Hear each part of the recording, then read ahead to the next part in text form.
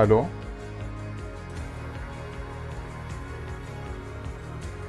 Ja, jetzt geht's wieder. Wunderbar. Großartig. Life is Strange. Remastered Collection.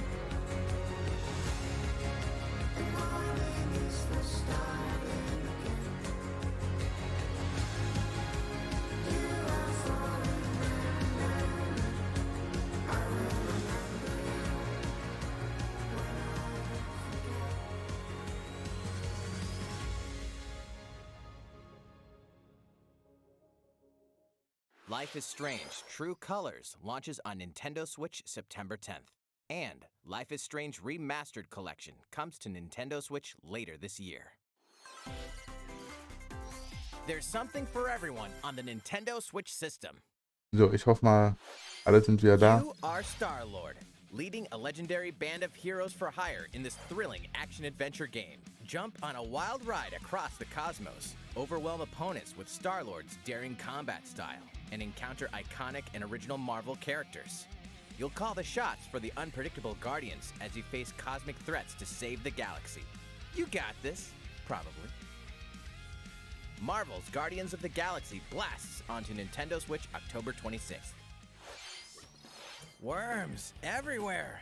In this real-time arena-based shooter, you'll squish your invertebrate opponents in 32-player cross-platform combat, play in daily challenges, battle modes, and seasonal events to worm your way up the ranks. Plus, the Patchwork Bear outfit exclusive to the Nintendo Switch version will be available for free for 2 weeks after launch. A new map, Spaceport Showdown, launches with Worms Rumble, wriggling onto Nintendo Switch June 23rd. Get a 25% discount when you pre-order the game starting today on Nintendo eShop. The fantastical realm of Orcanon awaits. As you explore this fully hand-painted world, you'll customize a team of demigods and unleash devastating attacks and captivating turn-based combat. Astria Ascending launches on Nintendo Switch September 30th.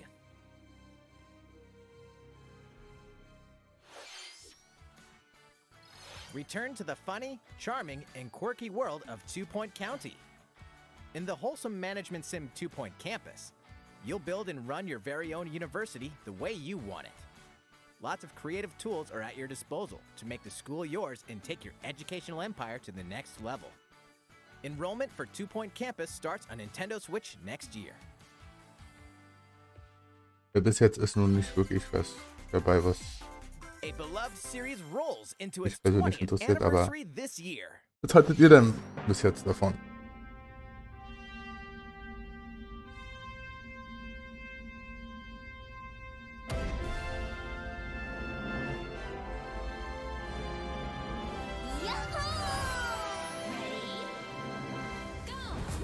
Monkey Ball.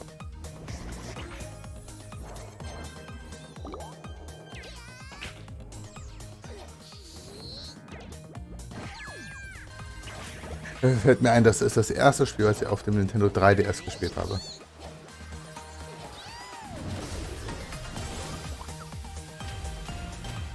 Also Monkey Ball. Gab es ja ein Spiel mit dazu und ja.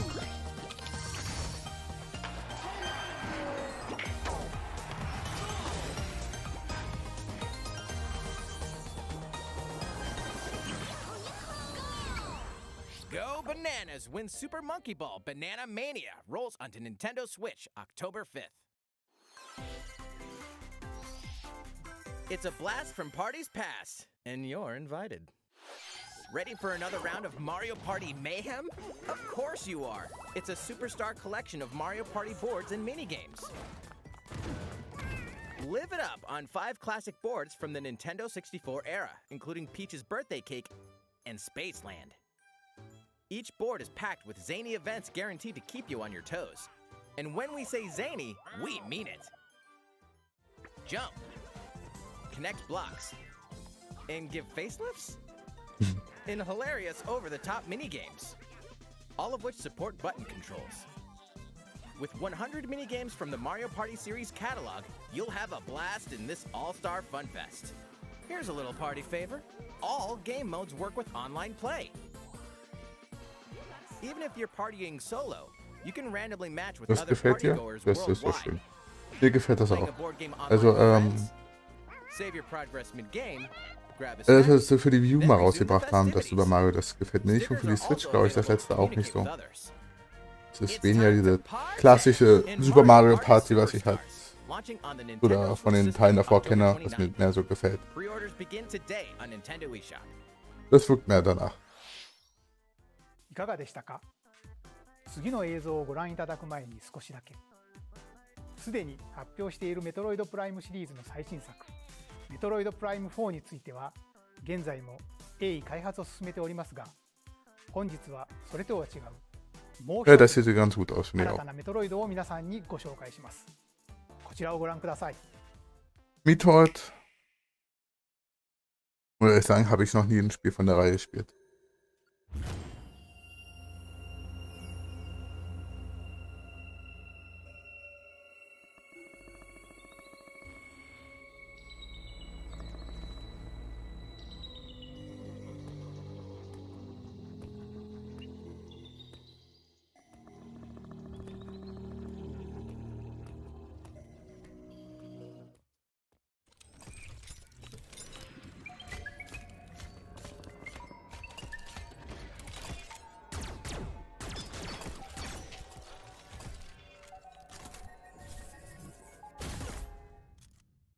Ja, das hat viel gebracht.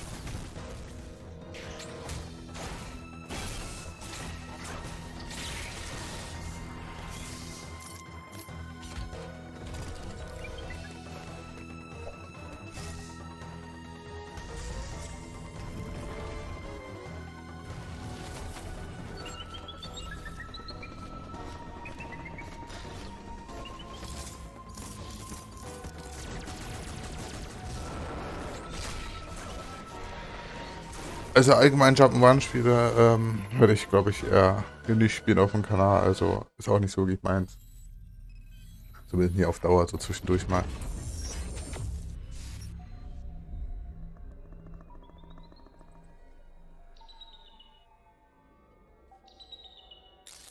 Aber sieht auf jeden Fall interessant aus, aber ist, glaube ich, nichts für mich. ご覧いただいたのは 2D メトロイドシリーズとしては約19年ぶりとなる完全新作メトロイドドレッドの映像です。タイトルにもなっているドレッドの文字通りサムスを襲うさまざまな恐怖を描いた新感覚のメトロイドになっています。10月8日の発売を予定していますのでもう少しだけ Würde ich auch nicht. お待ちください。発売日にはサムスと先ほどの映像にも登場したエミーと呼ばれるロボットのアミーボも同時発売いたしま Also す。 jeder mag ja andere Sachen. 引き続きデッド Gibt ライ ja ンをご eine 覧くだ große さい。 Auswahl an Spielen. Muss ja nicht jeder gleich These mögen. familiar franchises are back on Nintendo Switch.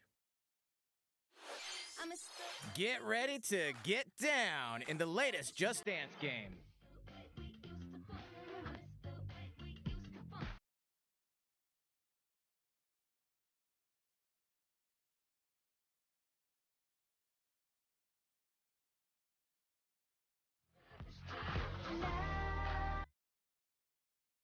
Okay, den Part tue ich mal kurz stumm stellen. Wegen der Musik. Okay, das können wir anmachen. Smash hit Cruisin' Blast is speeding onto Nintendo Switch. Blast your way through nearly 30 over-the-top tracks. Up to 4 players can race together, so pick your favorite vehicle and hit the road. Cruisin' Blast Stumm geschaltet will ich ja auf Twitch schon nicht werden. Dass die Videos da stumm geschaltet werden, das ist immer ein bisschen nervig. Animal Crossing Pikmin würde mich auch interessieren. Mal gucken.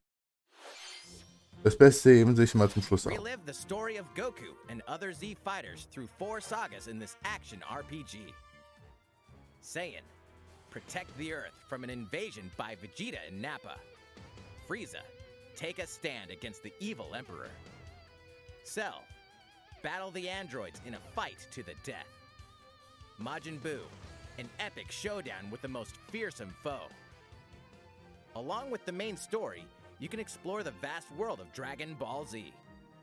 Hey, why not help out the locals? Or collect ingredients for delicious meals. You could always train to acquire new skills, too. There are lots of things to keep you busy.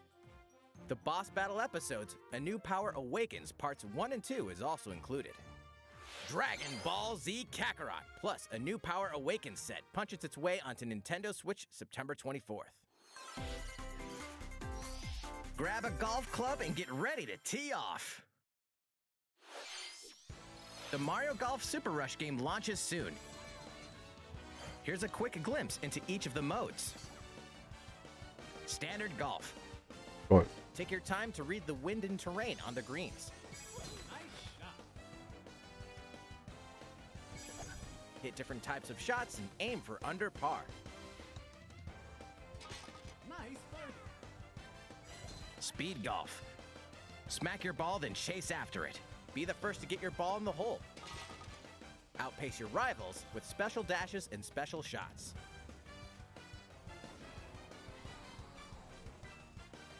Battle Golf.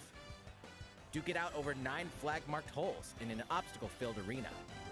Capture 3 flags to win. Golf Adventure. Go from rookie to pro with your Mii character. The golfing challenges that await may surprise you. And here's some news. Free updates are planned for future release, including additional courses and playable characters. The fairway's almost open, so set your tee time and get ready to ace those shots in Mario Golf Super Rush, swinging onto the Nintendo Switch system June 25th. Pre-orders are available now on Nintendo eShop. Ready for the ride of a lifetime? Welcome to the vast and vibrant world of Monster Hunter.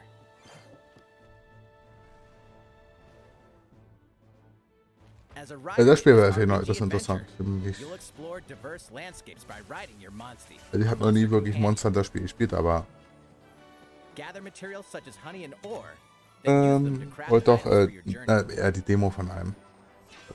Fand ich sehr toll, aber ich habe mir das dann doch nicht geholt. Hab mir was anderes geholt, aber Some are docile, but others may suddenly ambush you. To fight, you'll team up with your Monster and use weapons and skills to overwhelm enemy monsters in turn-based battles. ich glaube, wenn, dann würde ich es mir And auch you'll nicht be für die Switch rewarded with holen. their materials, which Aber schön, dass du comes auf die with Switch new gehst. weapons and armor. Hey, is that an egg? You might be able to hatch a new Monster. Incredibly powerful monsters can also hatch from rare eggs. Need more traveling buddies? Join up with friends for co-op multiplayer quests and battles. Buckle up, Ryder. It's going to be a real monster of an adventure. Monster Hunter Stories 2 Wings of Ruin soars onto Nintendo Switch July 9th. You can play the free demo on June 25th and carry over your save data to the full game. Here's a new game from the head of a certain company. Did you miss me? Eh? What do you mean? Who am I? It's a me, Wario. And it's finally ready. A brand new game from my company. Check it out. You get to control me. WarioWare. Time to do this.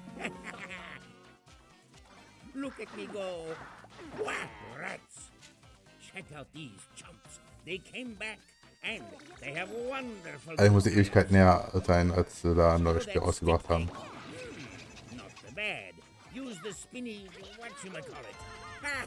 Nailed it. Same micro game, different abilities. Wah! I almost forgot some big news. 2 people can play together at the same time.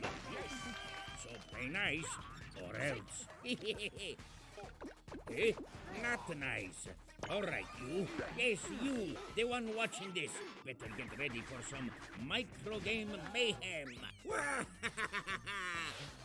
The WarioWare Get It Together game launches exclusively on the Nintendo Switch system September 10th. Pre-orders begin today on Nintendo eShop. 最後にご覧いただいたのはお裾分けるメイドインワリオの映像です。最新作ではワリオとその仲間たちを自ら動かす新たな瞬間アクションや2人同時プレイなどが加わり、遊びの幅がぐっと広がりました。発売までもう少しだけお待ちください。続いてはこちらの映像をご覧ください。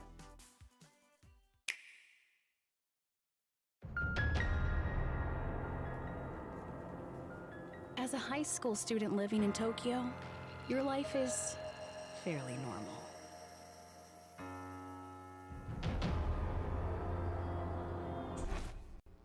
But that reality is upended after you get pulled into a different dimension.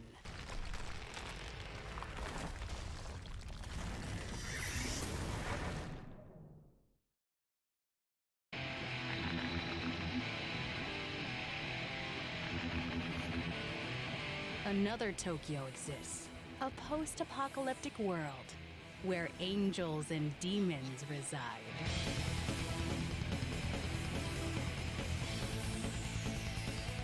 Suddenly, you fuse with a mysterious figure, gaining the power to fight demons. What lies ahead in this alternate realm?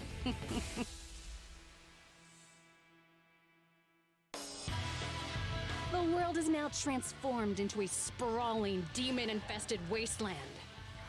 Though friendly demons do exist here, many are hostile and will attempt to destroy you. Harness your newfound powers to fight demons using a command-based system. Finding their weak point is key. By targeting it, the number of consecutive actions you can perform in a combo will increase. Though demons are formidable opponents, you may be able to recruit them via negotiations, which begin when you open a conversation with them.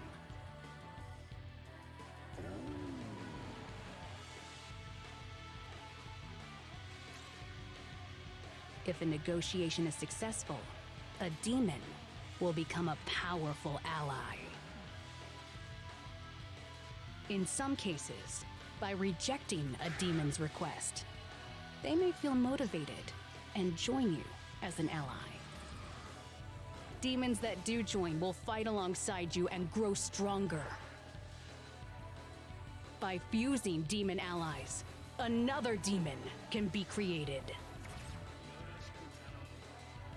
The newly fused demon's innate abilities will vary, granting you a powerful ally, customized to your needs and playstyle.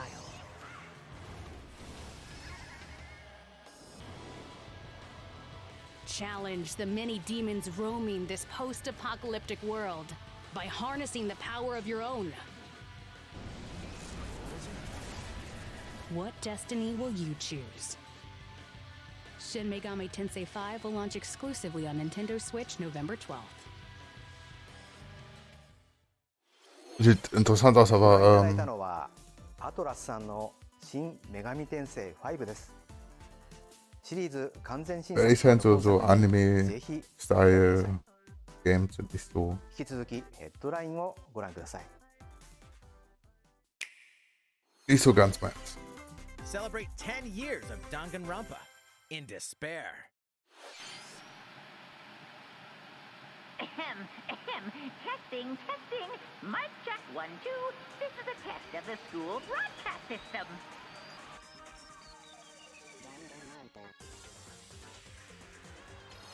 Three games in the deadly Danganronpa series are coming to Nintendo Switch.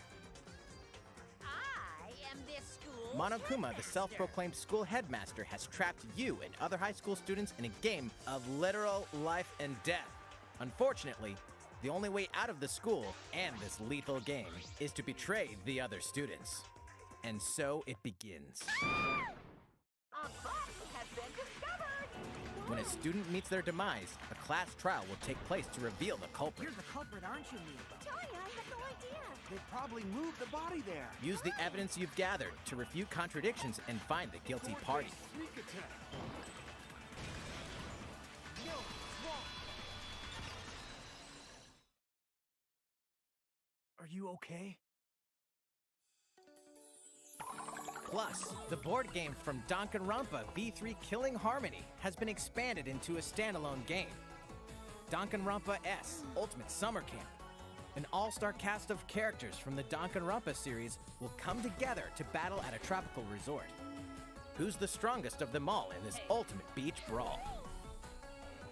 The 4-game collection Danganronpa Decadence launches as a physical exclusive on Nintendo Switch later this year.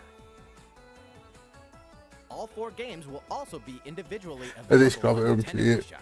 zu den Spielen, auf die ich gehofft habe, für die Ankündigung kommt. Das heute wahrscheinlich auch We noch hope nicht. you're not afraid of ghosts. Schade. No, ein bisschen geht das ja noch.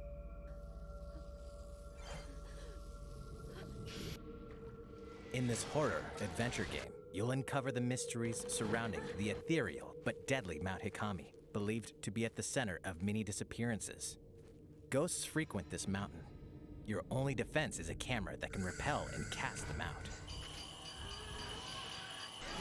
Face your fears as you explore a variety of unsettling locations.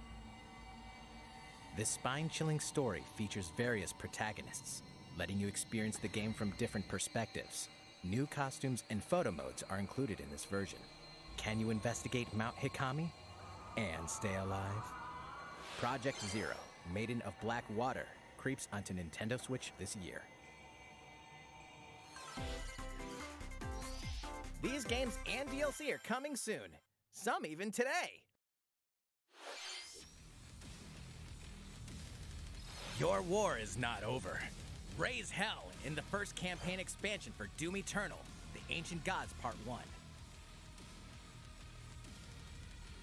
Deeper and more challenging combat awaits as you eliminate Hell's newest threats in demon-infested ruins and rain-swept terrain. The fate of the Das war ein Horrorspiel, ja. Habe ich gesehen. Sah an sich eigentlich ganz interessant aus, aber Expansion launches on Nintendo Switch later today. ich weiß Get nicht ramped ganz. up for 2 iconic skateboarding games fully remastered in HD. Skate to era-defining jams as the legendary Tony Hawk and a roster of new and returning pros. Take your sessions on the go with all the original game modes. And compete locally or online to show off your tricks against other skaters. Drop in to Tony Hawk's Pro Skater 1 and 2, launching on Nintendo Switch June 25th. Pre-orders are available now on Nintendo eShop.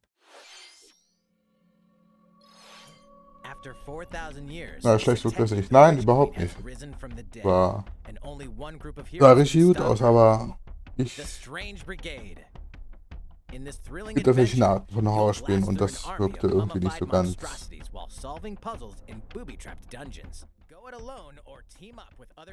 ganz viel, was mir gefallen würde.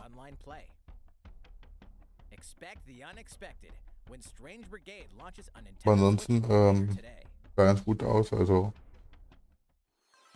geschenkt würde ich es nehmen, aber wie das jetzt zu holen, würde ich, glaube ich, mir eher andere Spiele holen.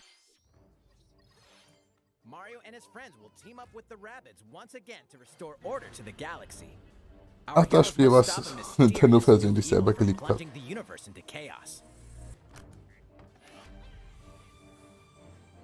Rabbit Rosalina joins them. Wait, is she bored already? Explore planets filled with quirky residents and even quirkier secrets.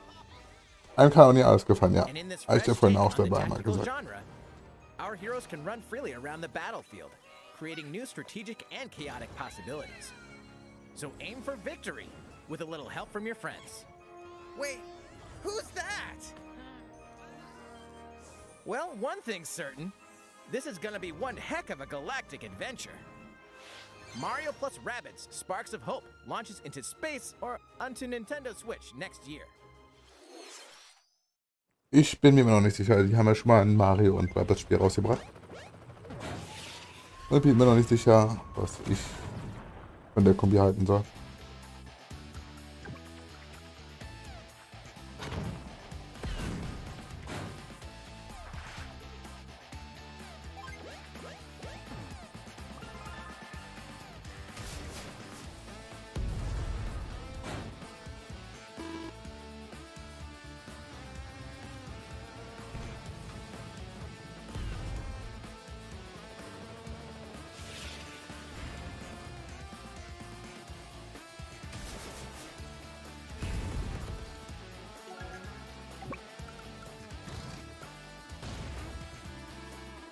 Thrilling stories, memorable characters, and vibrant gameplay are in store as you lead the commanding officers to victory.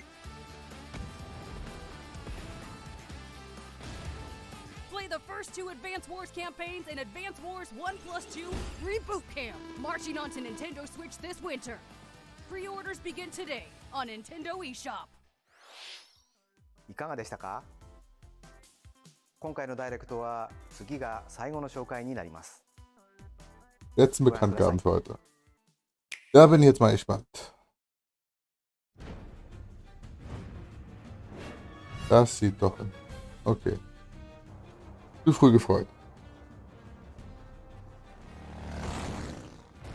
Nicht Breath of the Wild 2.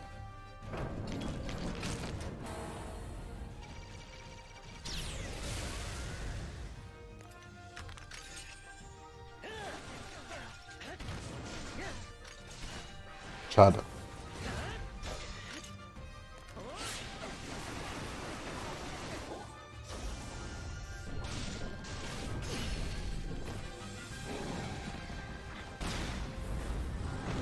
Ja, schade, aber kommen ja noch, hat er gesagt, mehrere.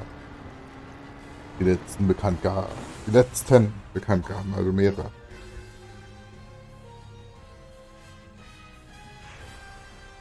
Hier der Battle Pass sei schon, Erweiterungspart, die es hieß, für Hyrule Warriors. こんにちは。ゼルダの伝説シリーズプロデューサーのアウドマです。まずご覧いただいたのは、光栄テクモゲームスさんのゼルダ無双薬剤の目視録エクスパンションパスに含まれる追加コンテンツ第1弾の映像でした。ブレスオブザワイルドの100年前を舞台にしたリンクや仲間たちのさらなる戦いにぜひご期待ください。さて、本日は他にもいくつかご紹介したいと思います。まずは改めてになりますが、来月に発売が迫ったゼルダの伝説スカイウォードソード HD です。ジョイコン2本持ちでリンクと一体になって冒険できる体感操作と、携帯モードなどでスティックを弾いて剣を振るボタン操作の両方に対応しています。また本作はシリーズで最も古い時代を描いたゼルダの伝説の始まりの物語です。マスターソードはいかにして誕生したのか、なぜゼルダという女性が伝説と語り継がれるようになったのか、本作によってこれらの始まりが紐解かれます。Kam ja, glaube ich, als erstes für die Wii raus, wenn ich mich richtig erinnere. どうぞお楽しみに。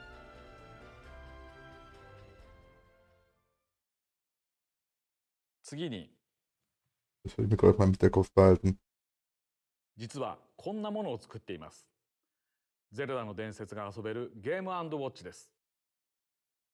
今年でゼルダの伝説は誕生してから35年を迎えます。35周年にあたってのキャンペーンは予定していませんが、節目となるこの機会に当時を振り返ることができる特別なアイテムとして、懐かしのゼルダが楽しめるゲーム&ウォッチの開発を進めてきました。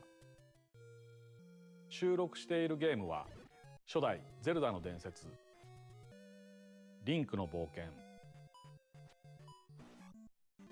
ゲームボーイ版のゼルダの伝説夢を見る島、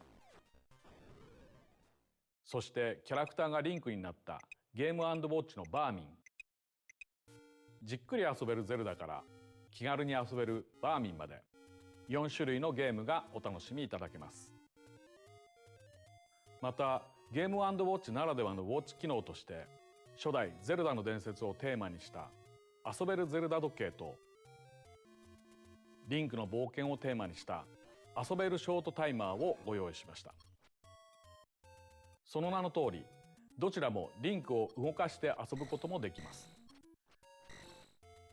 手軽にいつでもゼルダが遊べるゲーム&ウォッチにぜひご期待ください。さて、次が最後となります。ゼルダの伝説ブレスオブザワイルドの続編です。最初の公開から約2年間、何もお伝えできていませんでしたが、開発は順調に進んでいます。本日は新たな映像を少しではありますがご用意しましたので、ご覧ください。Ja, sehr gespannt. Jetzt bin ich gespannt.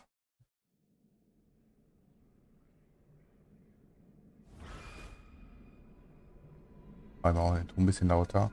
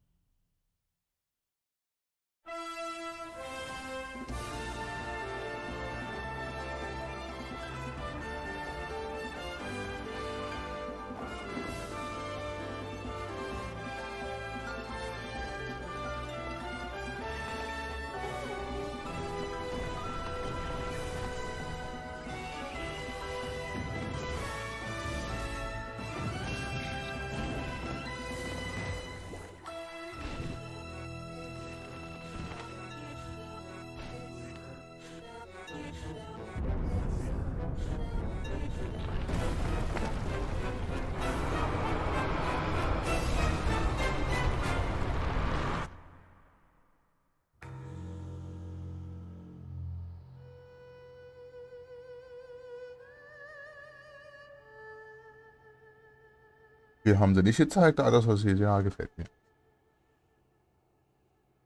Ja, das sah doch toll aus. Und am Anfang, die Anfangsszene, wo er sich da runtergestürzt hat, die mich ein bisschen an Skyward Sword erinnert. Den Wolken und alles. いかがでしたか？冒険の舞台 Hat は Ihnen 新 gefallen たに sehr. ハイラルの空の上にまで広がります。まだお時間をいただきますが、2022年の発売を目指して開発していますので、どうぞご期待ください。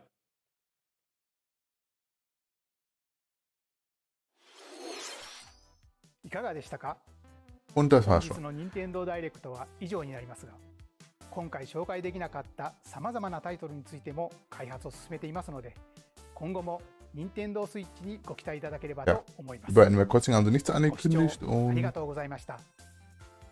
war ja auch ein bisschen gehofft, aber Zelda haben sie ein bisschen was gezeigt, zwar nicht viel, aber jupp. Das war die Nintendo Direct. Ja, mal gucken. Ja, Zelda-Spiel sieht gut aus, ansonsten muss ich sagen, war für mich direkt jetzt nichts Interessantes dabei.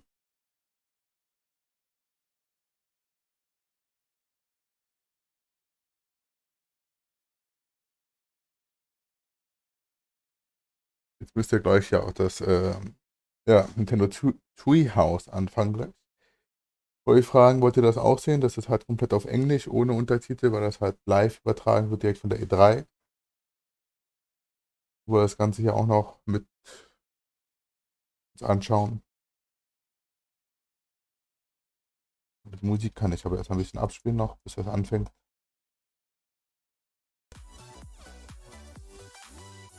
Ja, wollt ihr das auch noch sehen oder soll noch was spielen? Tun sie halt ein paar der neuen Spiele, halt, die sie angekündigt haben, anspielen ein bisschen. Natürlich nicht das neue Zelda. Das wäre halt zu schön. Okay, das ging auch flott. Ach so, was drüben wäre das? Kann ich machen.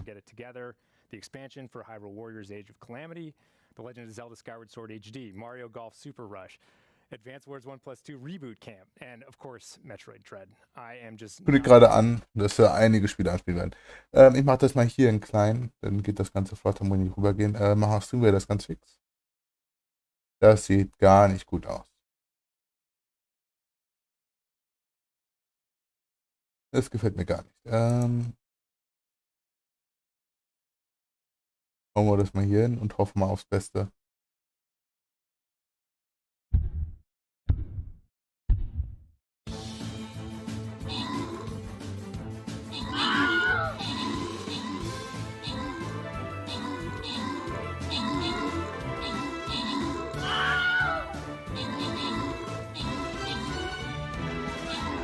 Ach, geht doch ganz gut.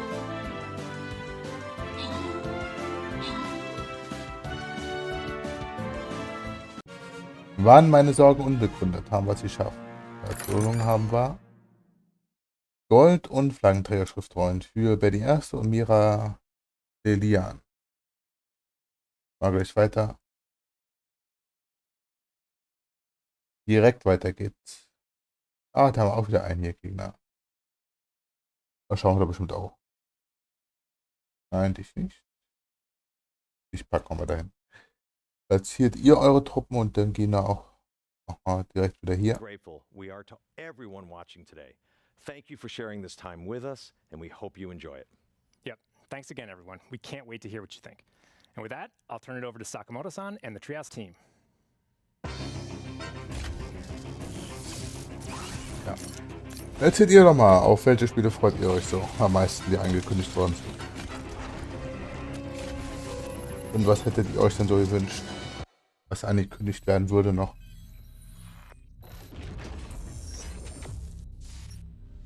Ich persönlich hätte mir auch gedacht, dass da vielleicht noch was zu Animal Crossing oder irgendwas kommt. Vielleicht irgendwas, was sie noch veröffentlichen wollen in Zukunft. メトロイドドレッドをやっと発表できました。1986年のメトロイドから始まってメトロイド2、スーパーメトロイド、メトロイドフュージョンと続いてきたシリーズの19年ぶりの最新作、そして最新エピソードになります。メトロイドシリーズはサムス・アランという女性バウンティーハンターの活躍を描いたゲームです。タイトルのメトロイドっていうのは生物 Neue Infos werden sie jetzt nicht noch zeigen über Spiele oder sowas. Ja, also ich spiele sie halt ein bisschen an hier. Ja, das hat gefehlt, ja, fand ich auch. Ja, aber trotzdem, dass das überzählt ein bisschen, was sie gezeigt haben. Zwar nicht viel, eigentlich sehr wenig, wenn man sich anguckt. Aber dass sie halt ankündigen auch, dass man halt mehr hoch hinaus gehen kann, bis in die Wolken hinein. Ist ja interessant, also ich glaube letztes Mal war das bei welchem Zelda-Spiel, was ich gespielt hatte, ach, wie hieß das? Twilight Princess, da kam man doch auch da in diese eine Wolkenstadt. Zu den, wie hießen die denn? タイトルになっているドレッドの意味は恐怖です。 Wie hießen die denn? 敵のサムスアランを襲う絶望的な恐怖を表すタイトルです。行ったこともない惑星で一人で行動するサムスに忍び寄る圧倒的な存在というように今までとは一味違う要素が追加されたメトロイド。Fällt mir jetzt nicht ein. 実はメトロイドドレッドのアイデアは15年ほど前 Es gab ja diese, wo er mit so einer Kanone sich hochgeschossen hat und dann と思って残念ながら諦めました。その後も再チャレンジのチャンスはあった Ja, んで fällt す mir が、 allerdings nicht イ ein. メージ通りのゲームにまとめられそうにないなと思ってまた諦めることになりました。正直この企画を諦めることになるかなと思ってたんですが、3DS のサムスリターンズを共同開発したマーキュリースティームエンターテインメントがすごく優秀な Ich チーム suche だった。 gerade, wie die heißen, weil ich das gerne wissen würde. センスもいいし、なんといってもメトロイドというゲームの理解が半端 Wie なかった。 hießen die denn? この最高のパートナーと組んだらメトロイドドレッドは必ず完成すると確信し Kumulana, so war そ das. して Kumula. 15年前に思い描いて Die Stadt in den Wolken. Ich frage mich, ob sie die dann dort auch haben, dass man die dort dann erreichen kann. Wenn man dort im Himmel dann da in den Wolken 今回登場 da rumfliegen kann, wie es aussieht, で言うと und durch Wände gehen kann, etc. Also 実は銀河 und so die Zeit zurückdrehen kann, wie es 調査 aussieht. ロボットなんです。 In Objekten, das finde ich schon sehr interessant. Da haben sie schon einiges Neues reingebracht. サム Da スが立てる物音を感知して近づいてきます。視覚センサーで見られてしまうと bin ich gespannt, wie das Endspiel aussehen wird. 追いかけてきます。 Wird allerdings bestimmt noch eine Weile サ dauern. ムスの通常の Ich hoffe aber nicht so lange wie Breath of the Wild 1, weil, 捕まるとほぼ即死 ich weiß nicht, hatten sie auch angekündigt und mussten sie immer wieder verschieben. サムスはそんな Mal wieder sagen, dass sie das ミッションを遂行しなければ doch nicht veröffentlichen können zu dem Zeitpunkt, 今回 weil の sie doch länger brauchen. 一段と大変です。 Weil sie aber auch ein Hammerspiel wollen dafür. サムスにとってものすごく不利な状況なんですが、検知範囲内であっても音を立てなければエミーは気づきません。物陰に隠れて見られないようにもできます。そして対抗手段の代表格がサムスがエミーから見えなくなるファントムクロークという光学迷彩アビリティです。これの使い方がゲームの進行を大きく作用します。歯が立たない敵に見つからないように行動するエミーのゲームパートはメトロイド体系の強烈なスパイスになっていると思います。ここまで新要素を中心に話してきましたので、全体のゲームデザインが変わっちゃったんじゃないかなと思われたかもしれません。でもそこはご安心ください。従来通りのゲーム性に磨きをかけて、アクションや探索要素の強化や工夫はバッチリです。サムスリターンズのアクションを洗練させ Ich て glaube, die tun ja hier nicht weiter ankündigen, Neues. Also, 扱いやすくしました。 ich denke mal, ich wechsle einfach mal zu einem Spiel rüber, was wäre heute dran gewesen. Deponia und ich glaube, Minecraft wäre auch noch dran gewesen, oder? Xbox, glaube ich sogar. Oder wir spielen ein bisschen Quiplash, könnten wir auch machen. Falls ihr Lust dazu hättet, damit zu spielen. Ist ja denn, ihr wollt hier weiter hier euch die E3 anschauen, die Präsentation, also das Nintendo Treehouse. 特定の壁や天井につかまって移動できるスパイダーマグネットなどはその一例です。他にもいろいろありますのでお楽しみに。いろいろなアビリティを使う自由度の高い探索は今まで以上だと思います。よりダイナミックになった快適なアクションによる自由な探索と自分が追われる身となって行動する恐怖という2種類の刺激が融合したメトロイドドレッドはシリーズ経験のあるなしにかかわらず楽しんでいただけます。新しいデザインのメトロイドをこの後の任天堂ツリーハウスライブで紹介します。ダン、よろしく。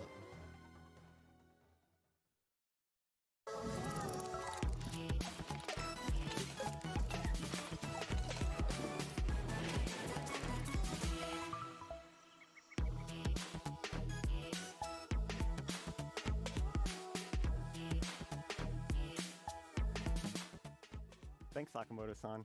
Hello, everyone. Welcome to Nintendo Treehouse Live. I am super excited about this next segment where we're going to delve into an early work-in-progress version of Metroid Dread, show some of Samus's new moves in action, and also, I think, get to a little bit of the way the game develops this suspense and tension that gives the game its title. So I'm joined by Audrey and Teresa from Nintendo Treehouse, and Teresa's going to take us into the depths of Planet ZDR. Yeah, all right. So let's take a deep dive into the very beginning of the game. So we're going to backtrack just a little bit to show Samus's free movement here.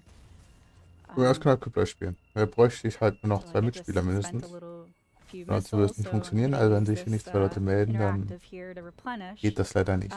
But one of the things I want to show here is free aim, which for those that have played Metroid Samus Returns, this is Sonst hätte ich kein Problem damit. You can see a lot of the area. Und ich bin auch froh, dass der Bot sich inzwischen wieder eingekriegt hat. Also gegenüber von gestern war ja furchtbar, das ging ja gar nicht. Der ist ja komplett durchgedreht. I want to take a moment to say that, as Nate and Sakamoto-san already mentioned, this is the first new 2D Metroid game in 19 years. That's almost 2 decades. I don't know if you did the math, but that's a lot of years. We've been waiting for this for a long time, so we're really excited to be finally showing this to everyone.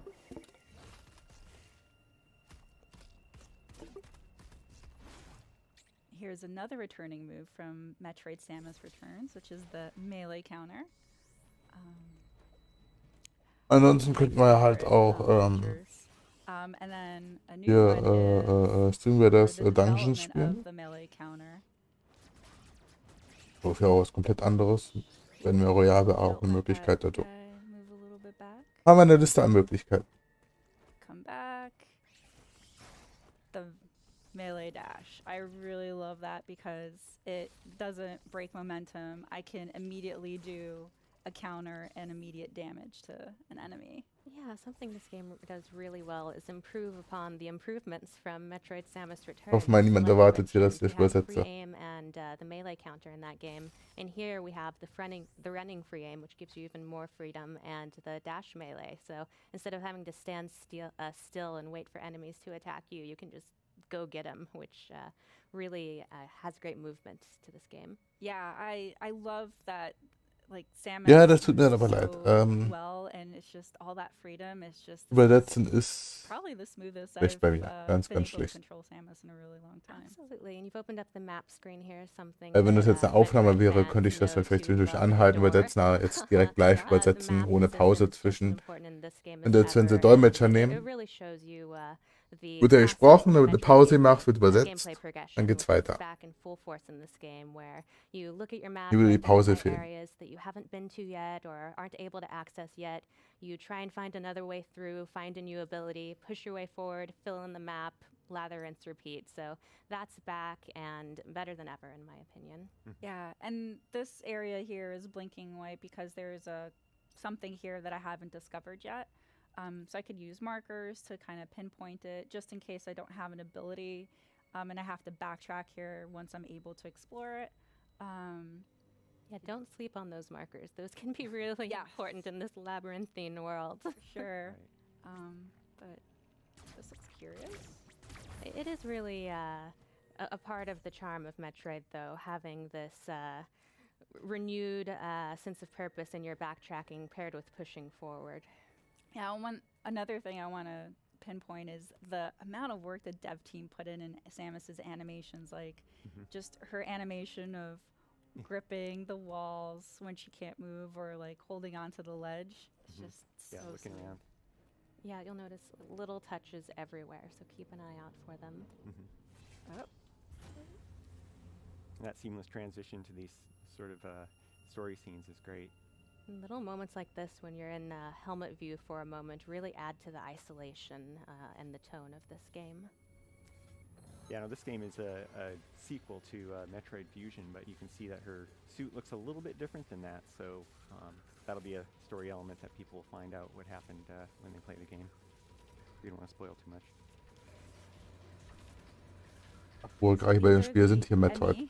Was haltet ihr denn von dem neuen Metroid-Spiel oder allgemein von der Reihe? Samus's weapons seem to do anything against them. So run. Yep. Oh, that slide move is so cool. She looks so cool when she's sliding. Yep, it is. Nope. Okay. Oh no, just no. Yeah. Oh gosh. Missiles don't work either. Oh my gosh. So scary. About this being called Dread. That would be why. Nichts. They're very relentless. Oh my. Okay. Oh wow. Okay. Okay. Did a little reach for me there. Man muss auch schon sagen, dass es also von der Grafik her ist es That one's clearly not nicht well, schlecht. but it's still quite frightening. Yeah. I'm glad that it's a bit damaged and can't completely reach to me, but we're gonna have to find a different way to tackle that enemy. You know, this thing is a central unit which controls various areas of the planet. It's sort of a biomechanical computer, kind of a homage to maybe similar units in previous Metroid games. And from this unit, Samus can power up, get a temporary power up for her arm cannon and turn it into the Omega cannon. Yeah, so in typical 2D Metroid fashion, we've always seen the camera like panned around here, and now with the Omega cannon ability, there's this dynamic camera that you get to see over Samus's shoulder, which is so cool. Yeah, little additions like that really flesh out the classic 2D gameplay without it feeling like it strays too far from what we loved about it.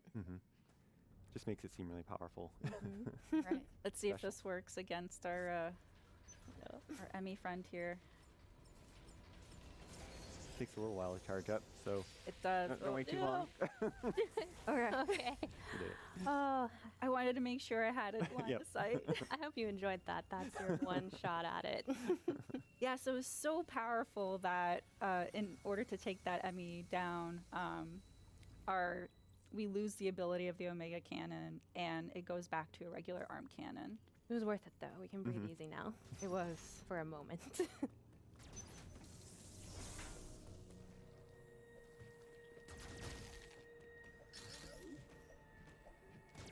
I also want to point out while you're scrolling your way through all of these different halls that there are so many different ways to play this game. Like Teresa is amazing with a missile. She's the queen of the missiles, but you can also just shoot your regular arm cannon.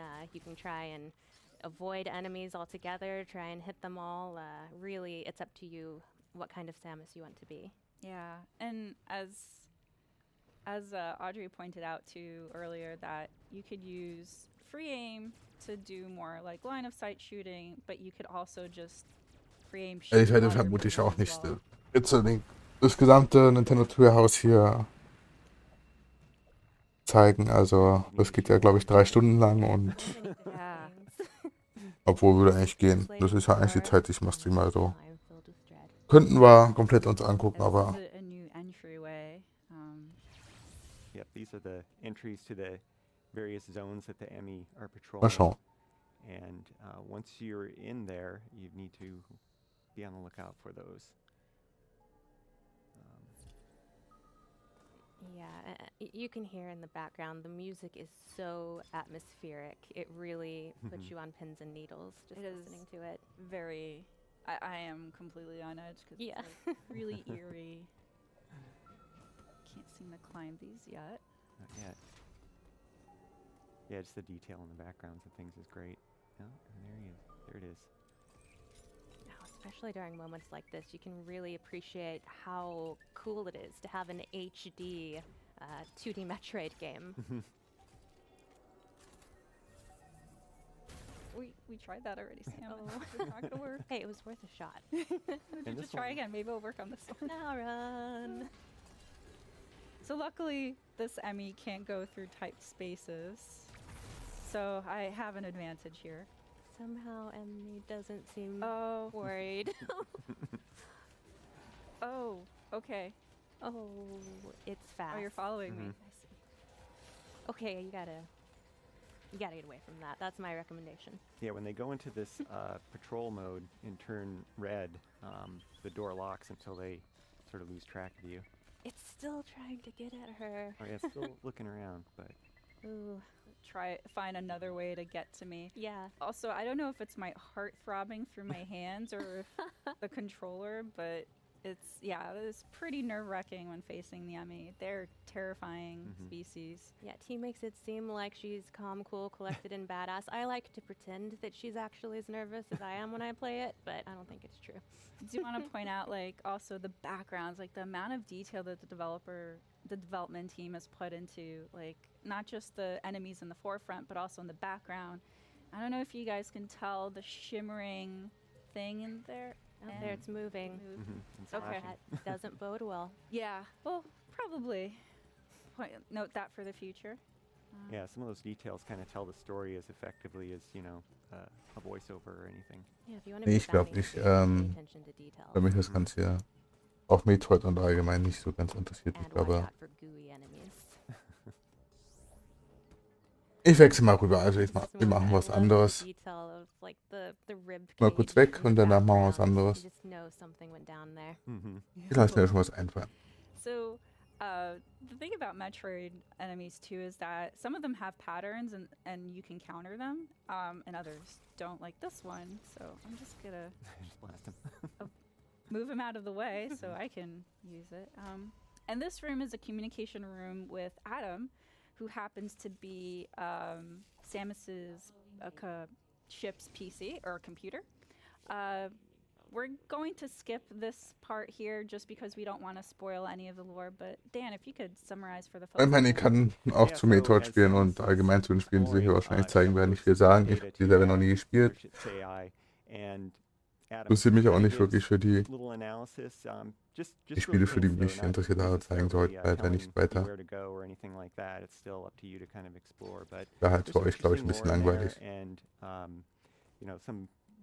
Little hints that you can potentially use, and Adam was basically summarizing the mal kurz 5 Minuten weg und dann wechseln wir mal zu woanders rüber. Spielen wir irgendwas.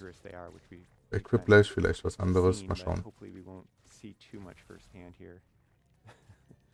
Also, you can see T doing a great job of just shooting at the environment, looking for secrets, looking for a way forward, because it's not always going to be obvious. You really it's like a puzzle. It's not just action. It's not just exploration. There's also a lot of puzzle elements here, trying to find the way forward. Yeah, and it's really cool too how Metroid Dread does this really sweet balance of, you know, the moments where you're allowed to have like some quiet too, solve the puzzles, and then it's interspersed with this really heavy, intense action. Yeah. So here's the nope. That was the Emmy, as Dan had mentioned. They have kind of 3 modes. One is the surveillance. The other is, which is marked with blue. They're just scanning the area. This red mode's so Bad intense. one. I'm like playing a game of chase with fast with it. Oh god. And then when it has Samus on eyesight, it turns red, which is the chase mode. Oh, her. Yeah. So yellow is it's heard a noise or sensed a vibration, and it's going to go investigate that. Oh. Oh. Oh gosh. No. And no. Oh. So the Emmy are pretty relentless and ruthless. It is sort of like a permadeath, which is very unusual for enemies with in the Metroid series. But luckily, it's not very. The game's pretty forgiving. It allows you to respawn at an area that you were in recently, so we're able to just go back and counter that again. Yeah, as T said, insta-kill is new to the series, but it's really great because it offers a chance for you to have that challenging difficulty that I think Metroid fans expect, but without being quite so punishing with the respawning that you just have to play the whole game to get back to where you are. So it's a really wonderful balance. Yeah, and when the Emmy are in patrol mode, which is that right now, it's in pursuit of me, they're scanning areas where they last sensed movement, and so they'll go and investigate it, and then if they see something in eyesight, then they'll go chase it. This is such a small but really neat touch, the way that Samus moves slower in the water. Yeah, and the audio change too. Yeah. I absolutely love that detail.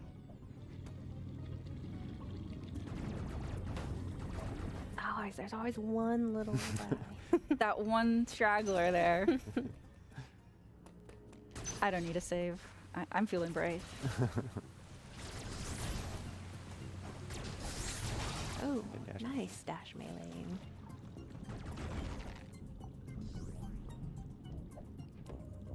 See, that really shows how you don't have to stop to fight these enemies. If you really master that dash melee, you can just kind of run and gun.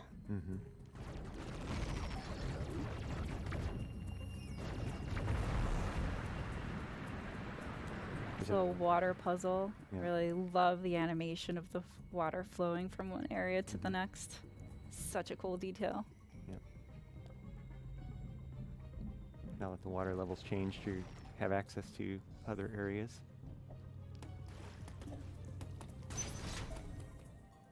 And here is a map room.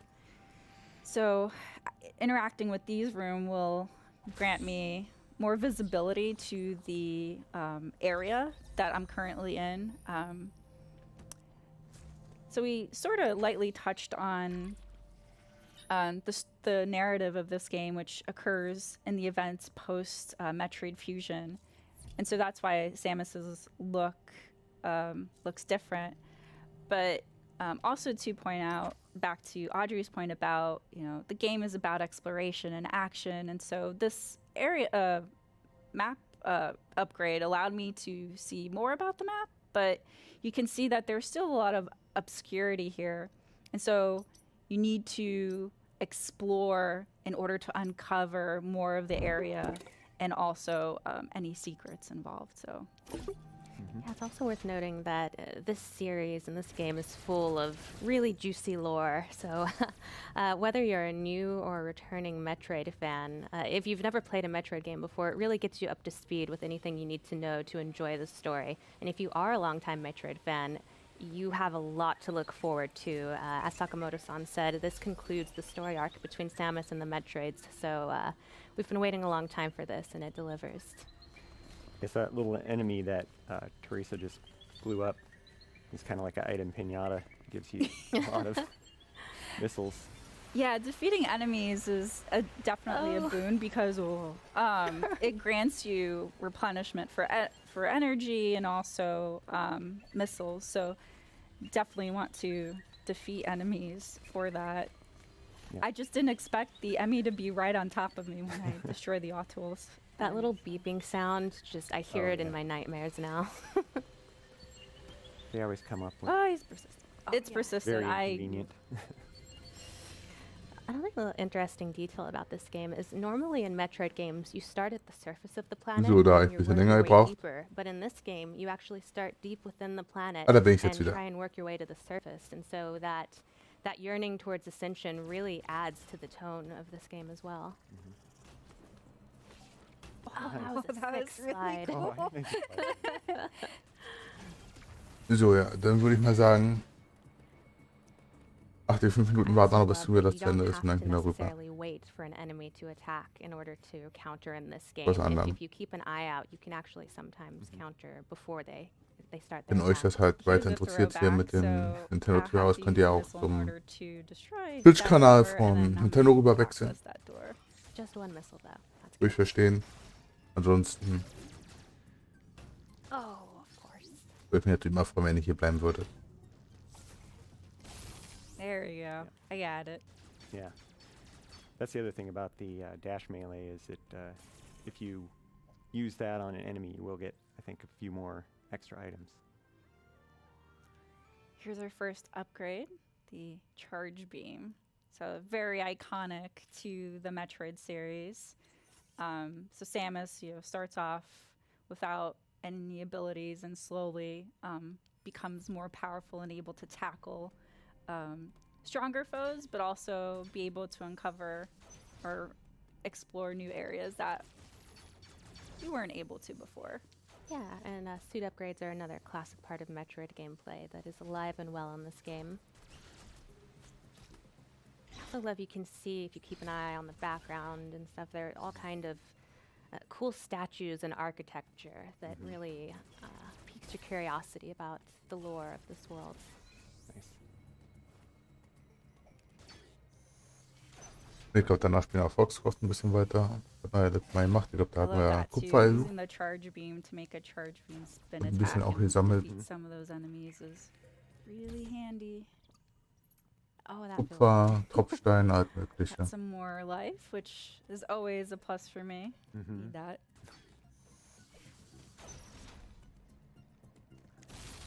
Yeah. Obwohl, ne, eigentlich halt ein bisschen. Ich glaube, wir spielen einfach ein bisschen zu Battle Royale. Yeah, he's doing a great job of showing that once you Das ist immer eine really bessere get Idee. to know these abilities and become adept at Ja, them, das schon you mal. start to feel like Samus. Wer At first mitspielen you're will, like, kann halt gerne maybe sich not melden, quite dann there, but once you get the hang gebt of euch it, eine Einladung. you really start to feel like a badass bounty hunter. Yeah, it's just so smooth. It's like she's parkouring through this. Woo.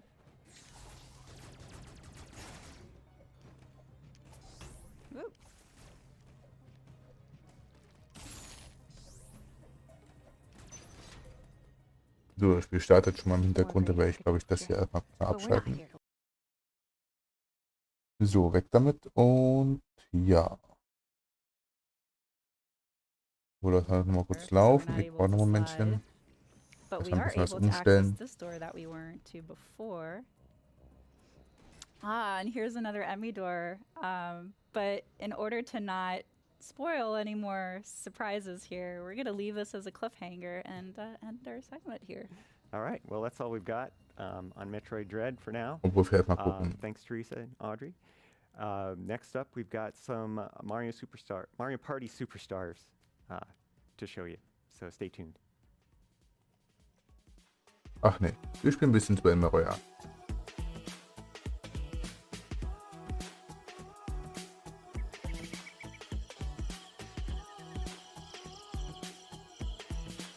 Ich ans wie gesagt ein, obwohl wir noch mal rübergehen. Vorne das Spiel. Einmal fix rüber. Da einmal rüber.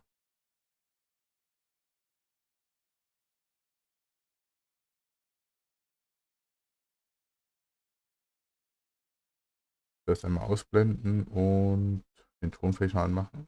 Im Spiel einmal und Musik machen wir auch an. Und Streamwear, das ist fertig. Ja, genau, Ausfahrt drüber. Ja, genau, die Musik auslassen. Gehen einfach direkt zu Streamwear, das rüber, machen wir das ganz fix. Schauen wir mal. Wir machen nicht viel damit. Schade, schade. Mal gucken, ob wir es trotzdem schaffen. Start fängt an.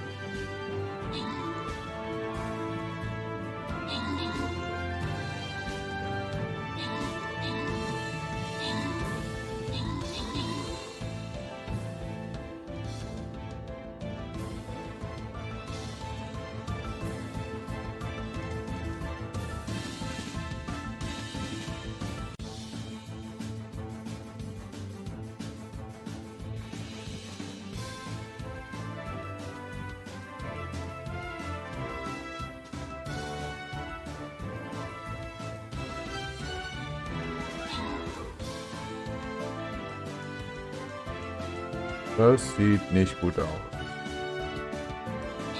Oh ne, war nur einer. Ich dachte, da wäre noch 10. Nee, aber doch gut geschafft. Ja, gut geschafft. Gucken wir mal, was gibt als Belohnung? 3 Hochschriftronen und 15 mal Gold. Verteilen wir die ganz fix. Direkt weiter, aber den nächsten Kampf.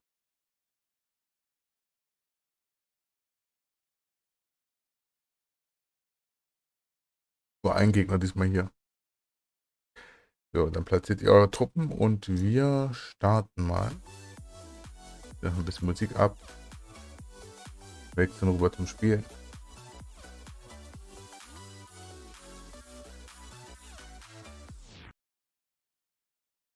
Wir haben wie immer erstmal in den Shop rein, bevor ich hier was Neues haben. Kriegssprung haben wir schon, Militärhelm, grünes Totenkopf-T-Shirt, orangener Bademantel, nein danke. Und in dem Shop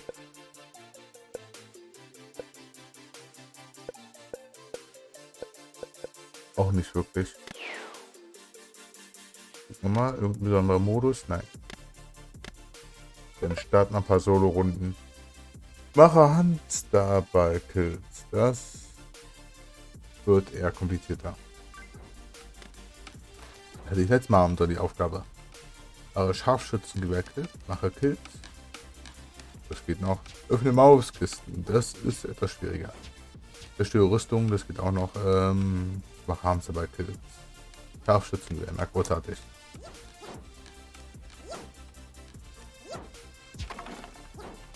Ich spiele auch sogar mit Scharfschützengewehr.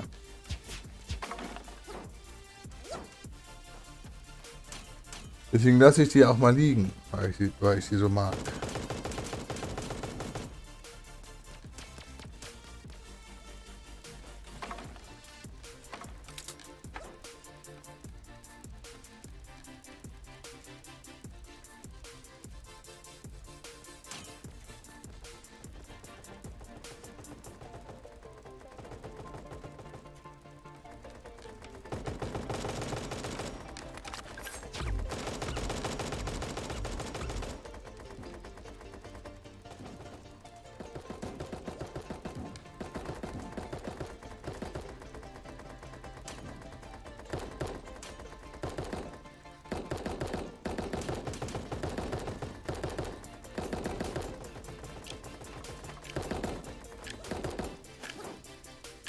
So, dann geht's los. Dann gucken wir mal, wo geht's hin.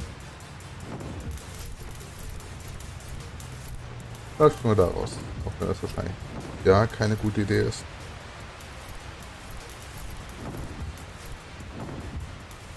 Probieren wir es mal. Mal, glaube ich, gleich raus auch, ja.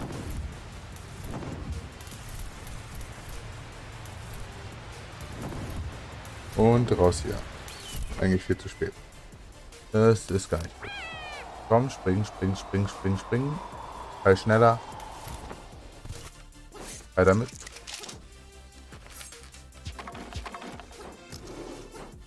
Was haben wir denn hier schön?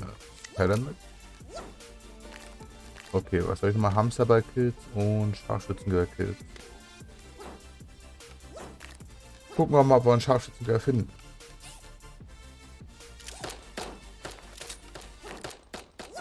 Das bräuchten wir erst, sonst können wir die Aufgabe ja gar nicht machen. Bis jetzt sieht es allerdings schlecht aus, was das angeht.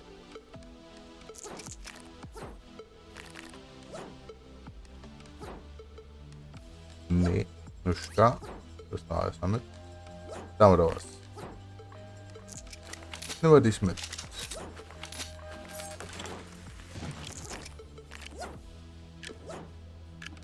Und raus hier.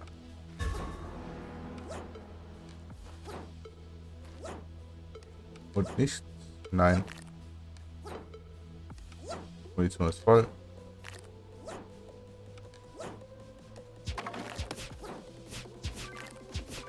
Nichts hier.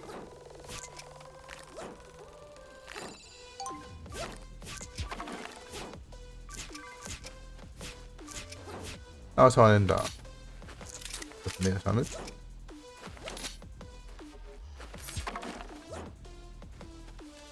Mal schöne Scharfschützengewehr oder nicht. Halt auch zu schön gewesen.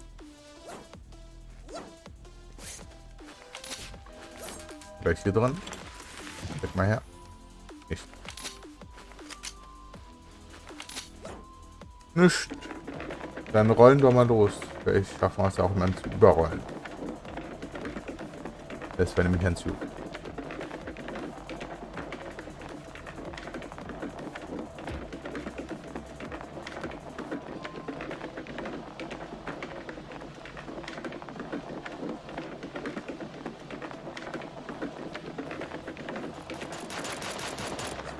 Oh, fast.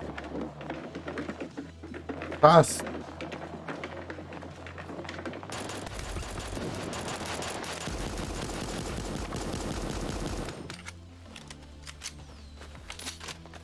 Scheiße, hat ihn jemand anders erwischt. Verdammt. Verdammt, verdammt, verdammt.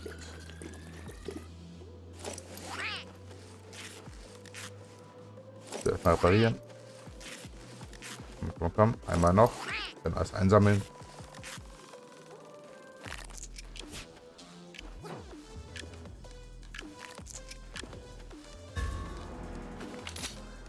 Und weiter hier. Haben wir nirgendwo hier eine bessere Scharfschützengewehr? Steckt nicht hier dran. Auf ihn. Doch. Den haben wir erwischt. Verdammt. Nicht gut. Raus, raus, raus, raus, raus hier. Weg hier. Schneller, schneller, schneller. Verdammt.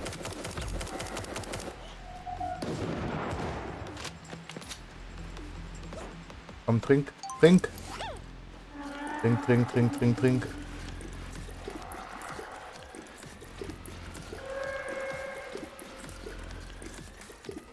Trink, trink schneller. Ja, reparieren, komm. Oh, das ist ganz fix. Was haben wir denn hier? Rotflinte, nein, danke.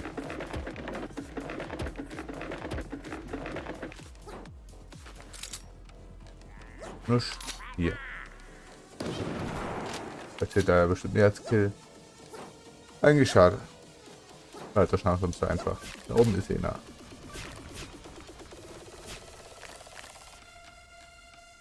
Wo bist du? Ich will sehr gerne die Schrotflinte mitnehmen, aber ich muss die Aufgabe noch schaffen. Einer da.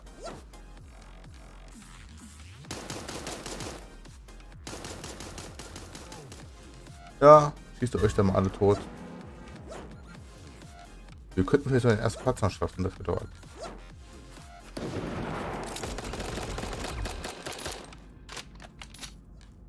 Wo bist du? Scheiße. Ich bin gleich tot. Ich bin gleich tot. Ich bin gleich tot. Ich bin gleich tot. Komm, trink, trink, trink. Ein Schuss. Verdammt. Verdammt. Gar nicht gut.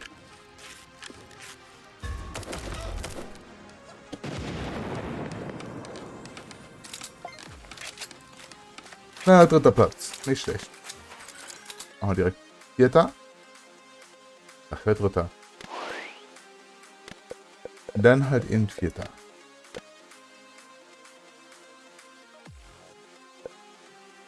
Habt ihr eingesammelt? Ja, auf Schließen hier eigentlich auf abholen. Hallo? Geht doch. Dann haken wir das hier ab und weiter. Gleich die nächste Runde rein.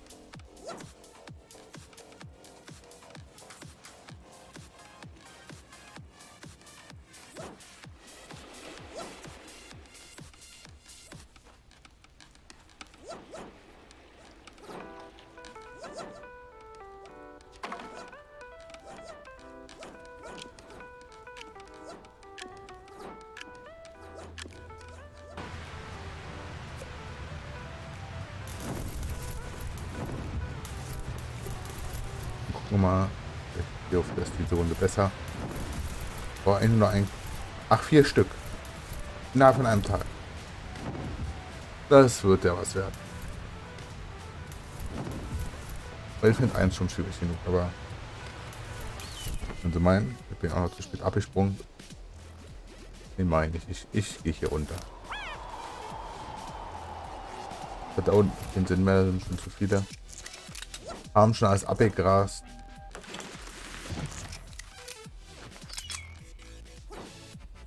So, der Vorrüstung mitnehmen.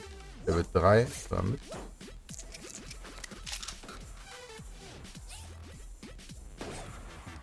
Hey, einmal tauschen bitte. Geht doch. Da ist nichts. Da habe ich jetzt noch Munition. Nehmen wir mit.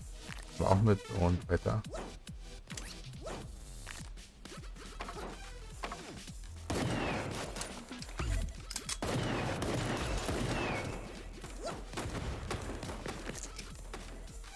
Ja. Hoffen wir mal, dass wir hier irgendwo noch eine Rüstung finden. Nur ein paar Tapes. Das wäre ganz gut. Da haben wir noch ein Tape. Dann sonst und da haben wir noch einen. Ist noch irgendwo eine Level 3 Rüstung. Das wir uns ersparen vielleicht. Das sieht nicht danach aus. Nein.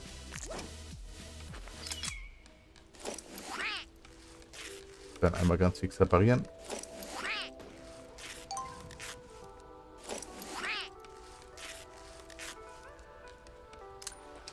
Nachladen.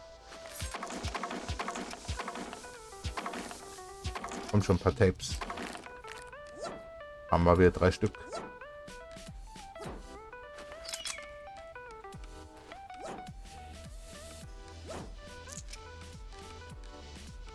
Niemand da.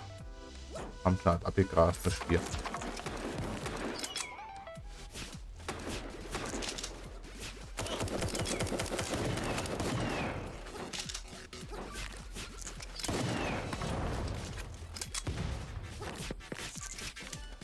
Nein. Her damit. Ah!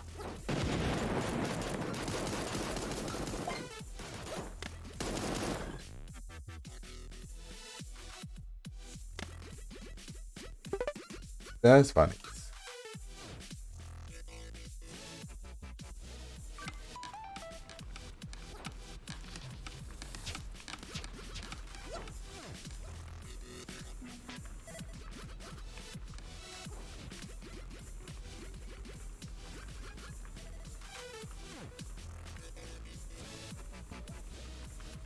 Das war gar nichts.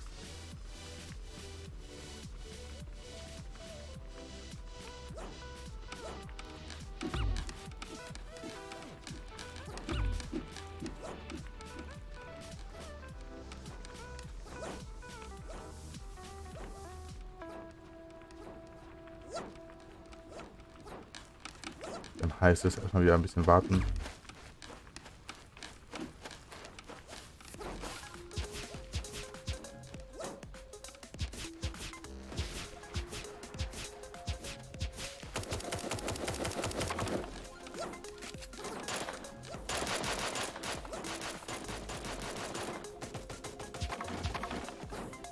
Ich würde sagen, bis 20 Uhr spielen wir und dann hören wir hier auf.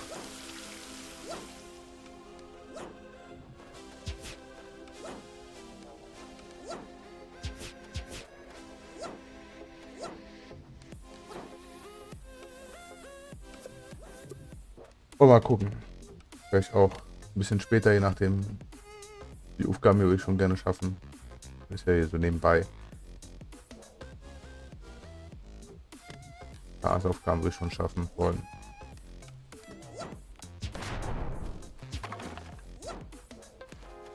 Ja, wo gehen wir denn hin? Ja, nee, versuchen wir es mal mit der Quartierfarm wieder.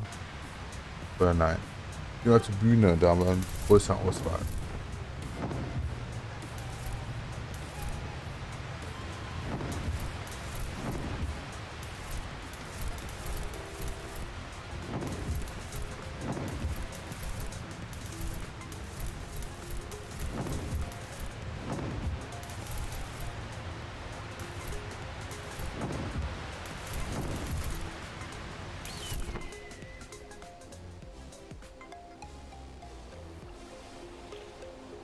Und das scheint noch andere Idee zu haben.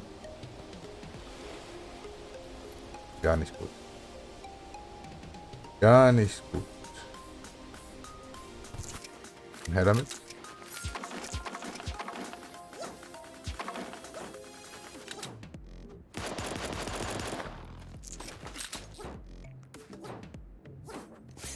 Her damit.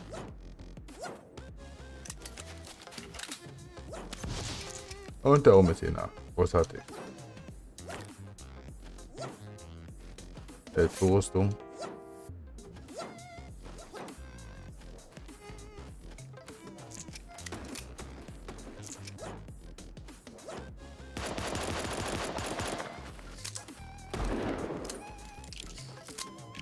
Nachladen.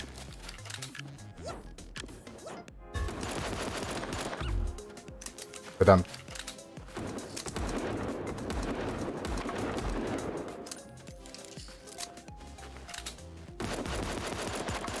Nicht gut. Gar nicht gut. Überhaupt nicht gut. Trink und weg hier. Los, weg hier. Das lief nicht wie geplant.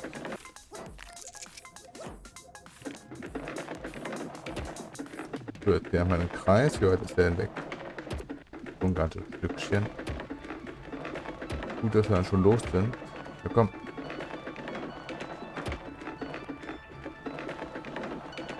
Roll schneller.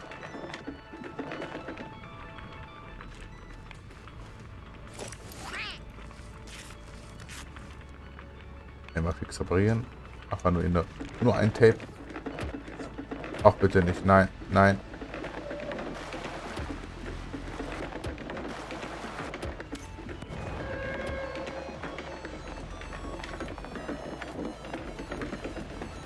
Komm raus aus dem Sturm. Raus aus dem Gas. Roll, roll, roll. Ich sehe auch eine Schalt grün.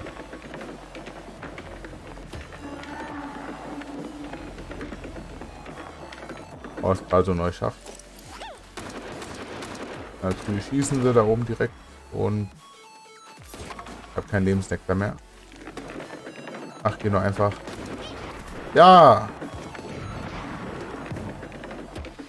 Na komm.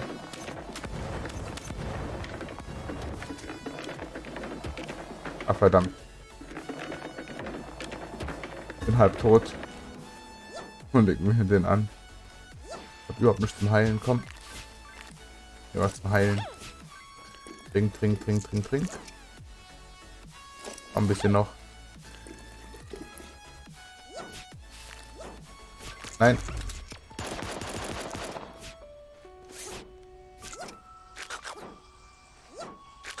Gar nicht gut. Gar nicht gut. Gar nicht gut. Das ist gar nicht gut. Aber ein Hamsterball haben wir hingekriegt.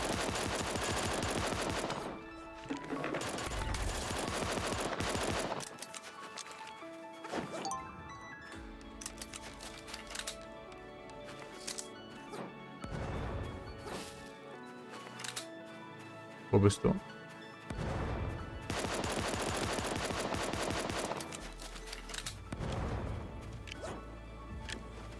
Nein.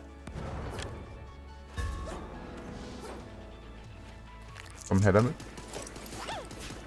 Trink, trink, trink, trink, trink, trink, trink, trink, trink. Schon besser.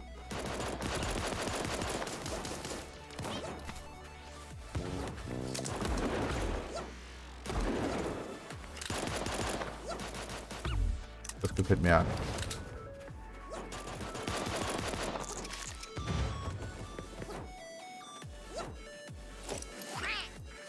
Okay, erstmal ganz rankommen.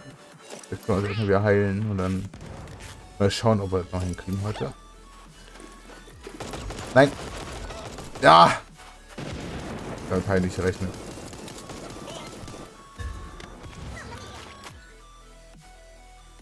Verdammt.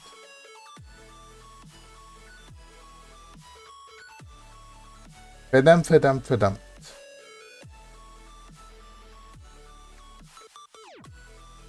Mal kurz nachgucken. Tun wir das? Dauert noch ein bisschen, okay.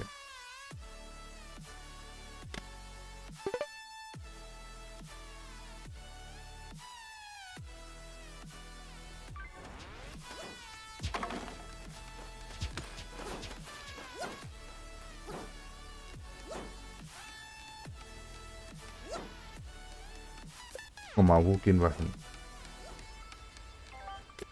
Gehen wir mal ab ins Gebirge.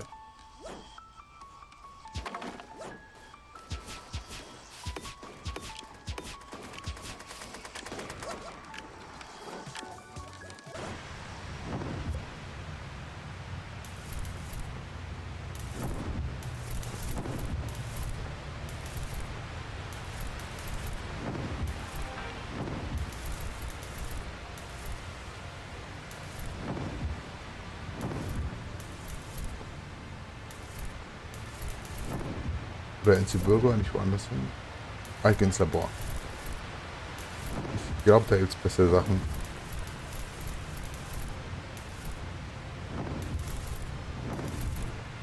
Und raus. So fliegen wir wahrscheinlich noch ein paar andere mit hin. Was nicht ganz so schön ist.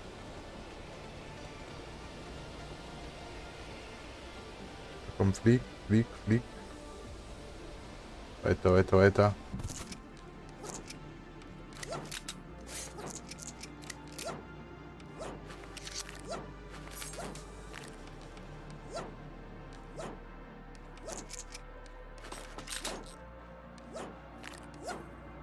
Alles einsammeln. Alles mitnehmen.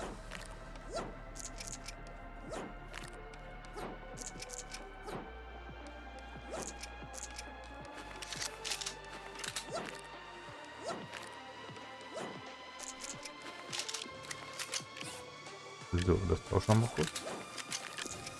Ach, da mal. damit. Oh, ein Scharfschützengewehr wieder.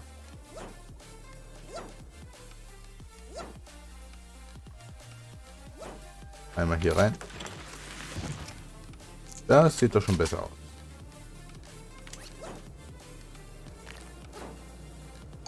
Wo seid ihr?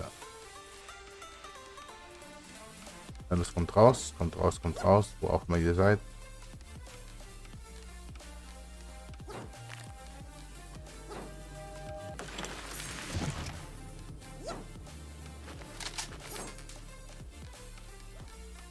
Ja.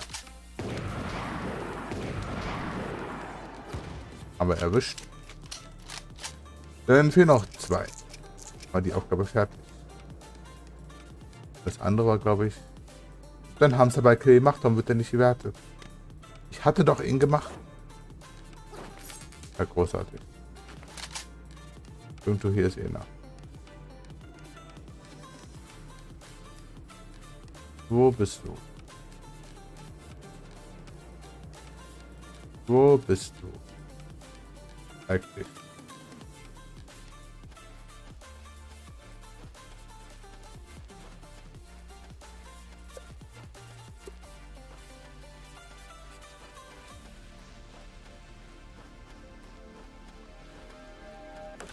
Einer hier.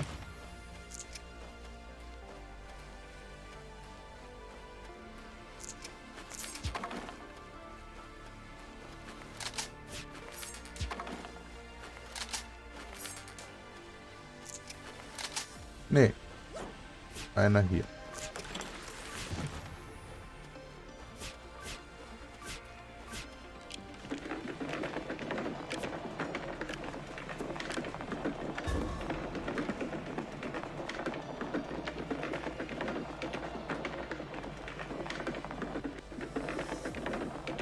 Rollen wir mal ein bisschen rum. War mal. Ich bezweifle das. Ja, würde mal sagen, ich sage jetzt noch, was da ist.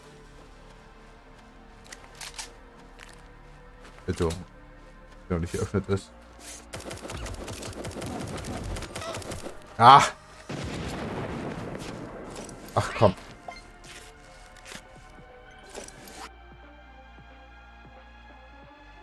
Das war keine gute Idee.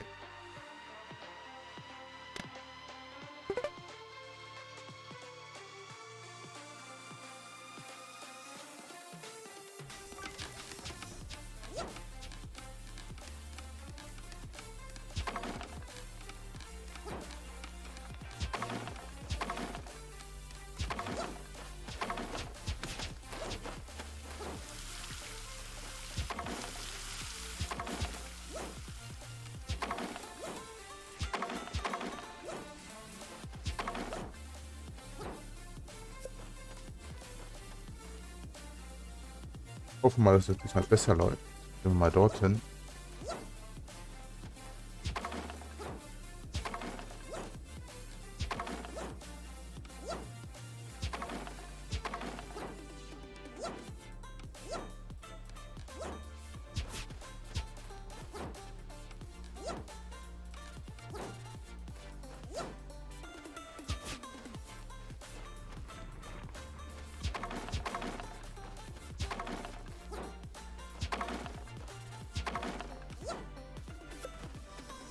Ziemlich nah dran, ist nah zu weit weg.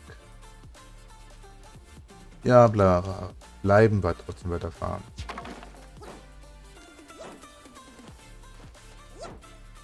Wird schon gut gehen.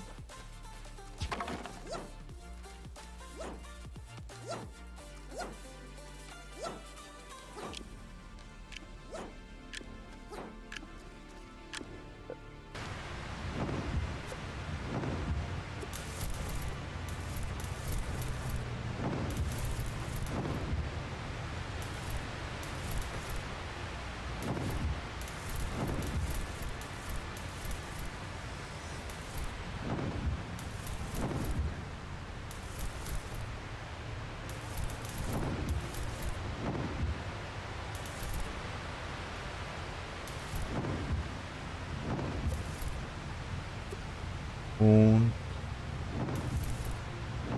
raus.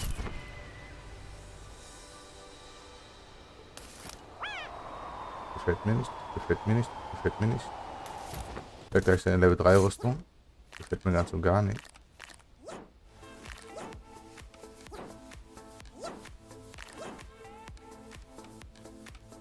Ich habe eine Level 2 Rüstung wenigstens. Und keine Waffe. Bitte, bitte, bitte. Ja, damit. Ja, damit. Ah! Ja, das ist aber auch keine gute Voraussetzung. Gut, das ist gleich fertig. Dann gehen wir hier, ich mal sagen, nicht rein. Warten wir mal auf Invaders. Gehe ich dann mal ganz fix schon mal rüber. Ups, nein, das war das falsche da.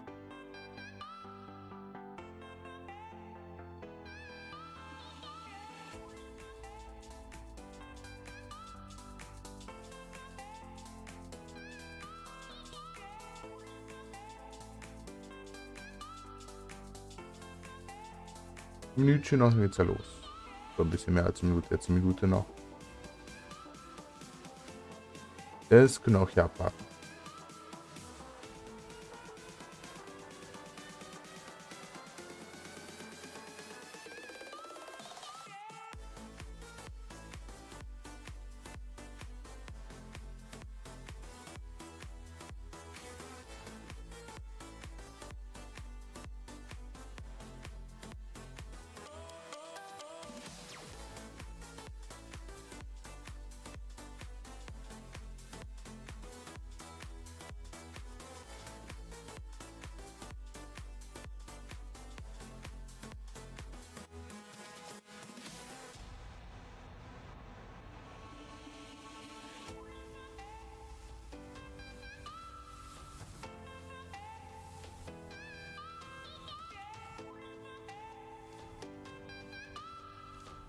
Und der Kampf ist fertig. Dann gehen wir direkt rein.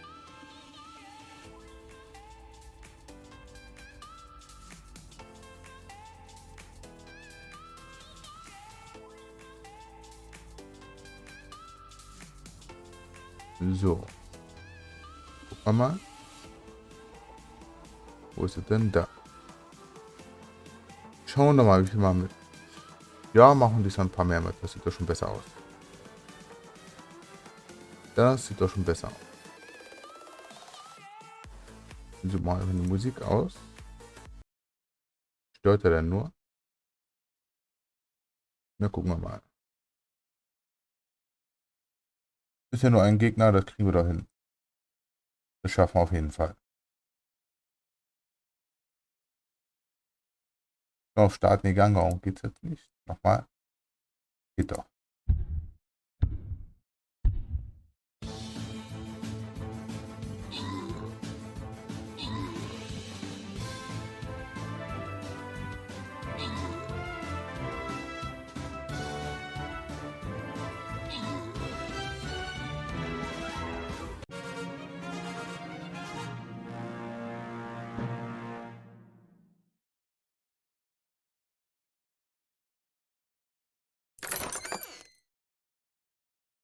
Dann gibt es Belohnung 15 Gold und 3 Bogenschützen-Schriftrollen für Wer die erste Mr. Figgy. Viel Spaß damit. Dann mal kurz eine Belohnung ein. Dann würde ich mal sagen, mal ein bisschen Dungeons noch. Noch ein paar Runden spielen. Ich glaube 3 Stück. Ja, 3 Stück spielen wir hier noch. Ab in den Dungeon.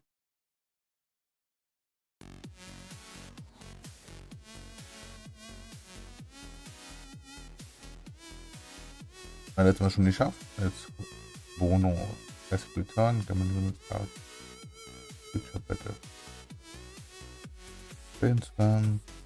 Increased defense. Hier bei Alice war.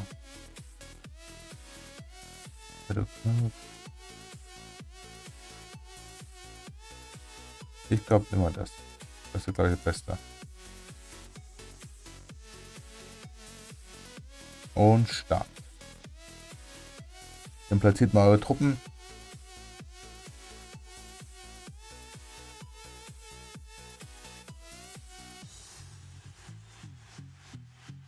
Mal gucken, wen platziere ich denn. Ja, platziert dich. Dann platziert ihr mal eure.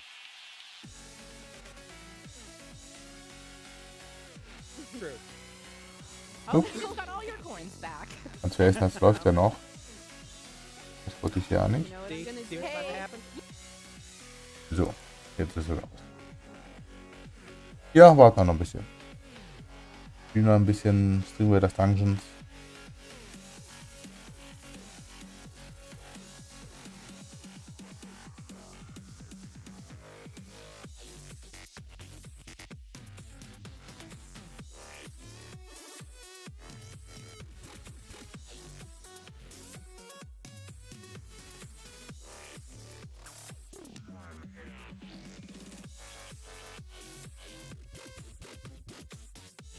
So 3 Runden und dann machen wir heute auch Feierabend.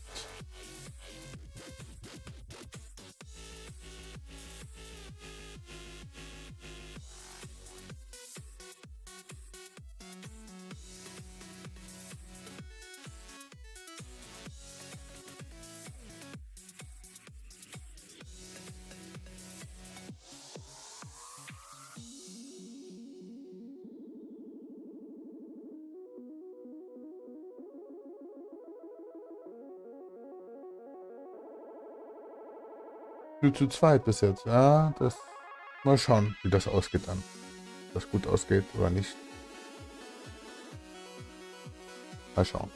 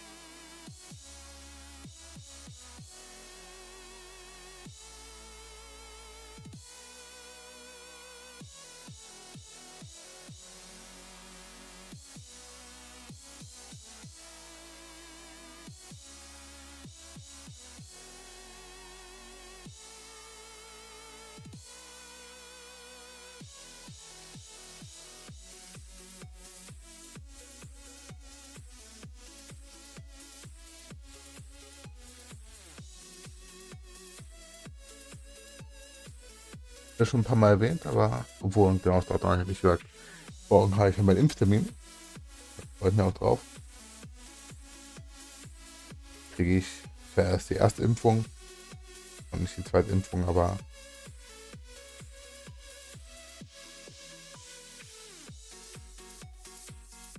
schon mal ein Anfang. Zweite Impfung ist ja im nächsten Monat. Hoffe ich mal, dass ich das Ganze gut vertrage. Dass ja nicht allzu viele Nebenwirkungen auftreten. Hi Expired. Schön, dass du da bist. Wie geht's dir denn so?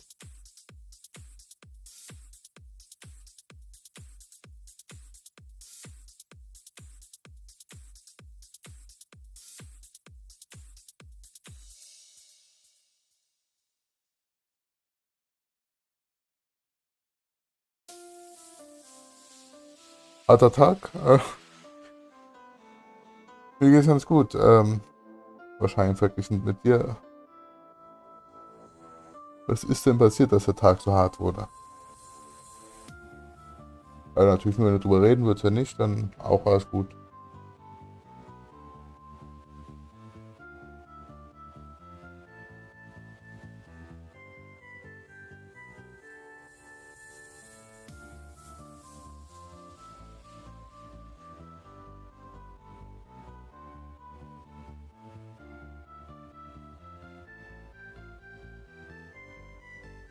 Ist heute auch ein bisschen, keine Ahnung, war heute mega down.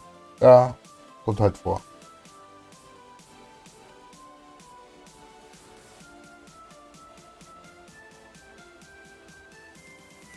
Ja, ich hoffe, ich wechsle jetzt nicht mit jemand anderen. Ich glaube, da ist ein Talent dafür, zum Ende vom Stream zu kommen. Wir sind in der letzten Viertelstunde, nee, in den letzten 10 Minuten. Wir spielen nur noch zweimal hier eine Runde hier bei Stream Raiders. Das sind dann noch 10 Minuten ungefähr. Nach dieser noch 2 Runden. Jetzt sind wir heute ein bisschen kürzer.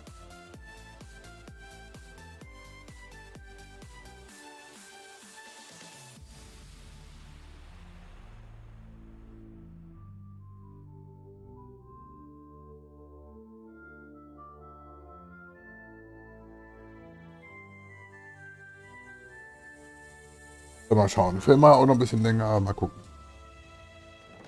So, fängt's an. Haben wir 4 Leute. Hoffen wir mal, dass das Ganze gut ausgeht hier. Oder hätte ich eher da hinsetzen sollen? Ach, egal.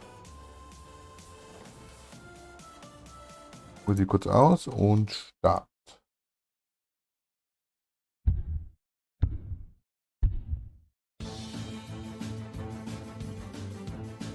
Also 4 Gegner sind es ja nicht, ich glaube, das kriegt gut hin.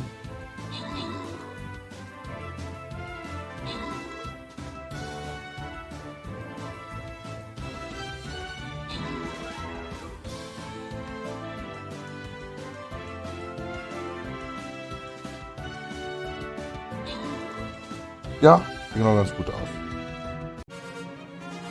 Das hat auch noch eins der einfacheren Level hier, Ebenen. Gehen wir mal direkt in die nächste. Beim Bonus aussehen wieder. Gucken wir mal, was haben wir denn hier? Juggernaut. Endurance Buff, nearby Armor. Okay, Ranger Armor.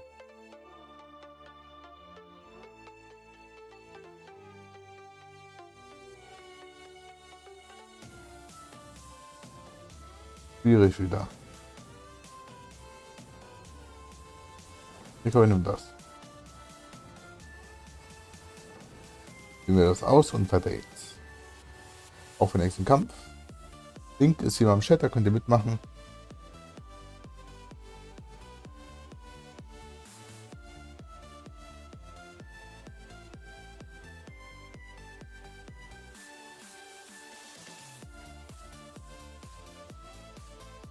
Und für mich natürlich auch, ich hoffe natürlich auch, dass ihr bisher eben auch. Es ist nie schön, wenn es einem schlecht geht. Das wünsche ich keinen.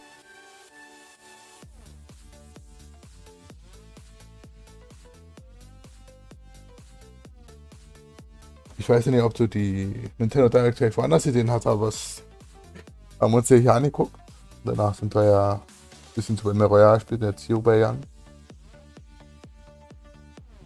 Was hältst du denn so von den Spielen, falls du es gesehen hast, die so angekündigt worden sind?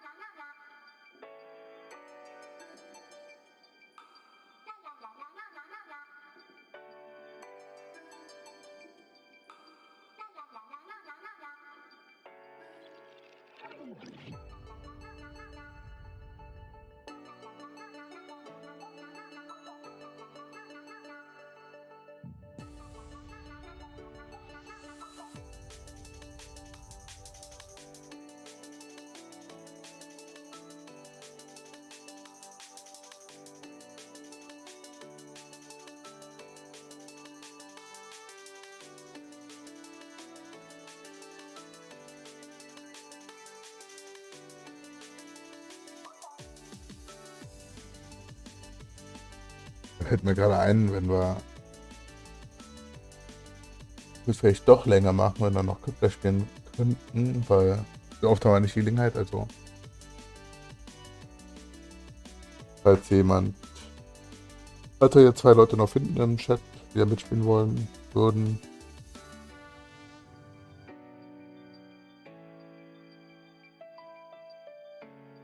Habt ihr beiden ja Lust, wer die erste und Expired und wie viel Lust habt, da mitzuspielen bei Quiplash.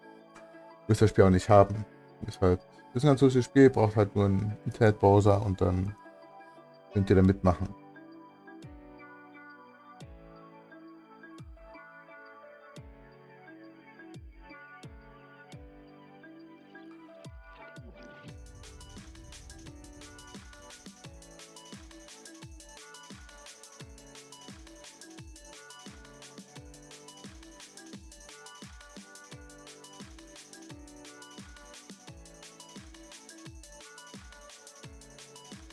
Dann nicht, aber auch nicht schlimm.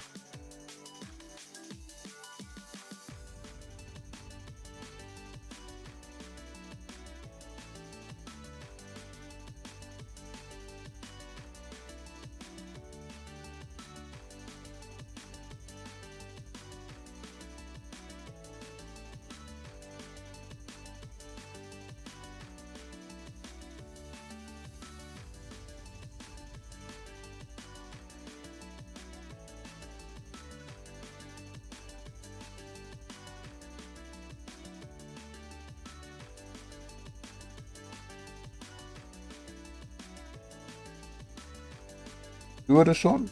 Ja, wir bräuchten halt nur noch jemanden. Vielleicht kann man es ja leider nicht spielen.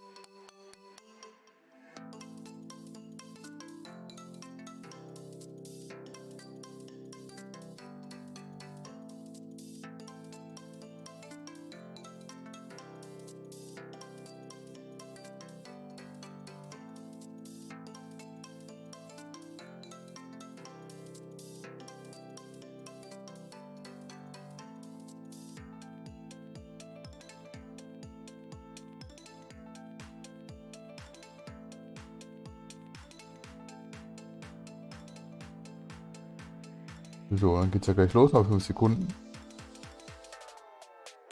Dann gucken wir mal. Musik kurz wieder aus. 7 Leute diesmal. Allerdings haben wir auch einige Gegner hier. Hoffen wir mal, dass das gut ausgeht. Ausreichend ist. Ganz kurz mal. Warte. Haben wir hier wieder so ein Verteidigungsareal. Könnten wir hier einfach mal Angriff hinpacken, weil die sich ja hier dann bleiben. Theoretisch.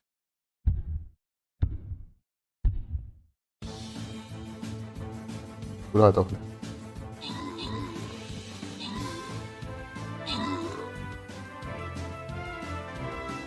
Das sieht nicht gut aus. Nee. Das wird nichts. War Massen denn das aber auch. Ja, das war nichts. Aber immerhin einen Schlüssel haben wir noch gekriegt. Ja.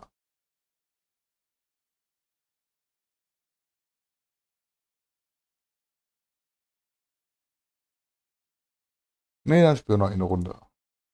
Eine Runde können wir noch spielen.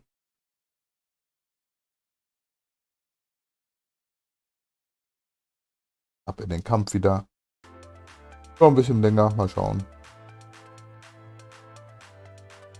Gucken wir mal. Was war denn hier?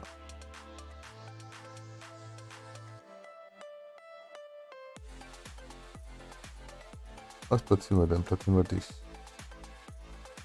Gehen wir dahin, dann platziert ihr eure Truppen und dann hoffen wir mal aufs Beste, dass das besser läuft diesmal, dass wir weiterkommen.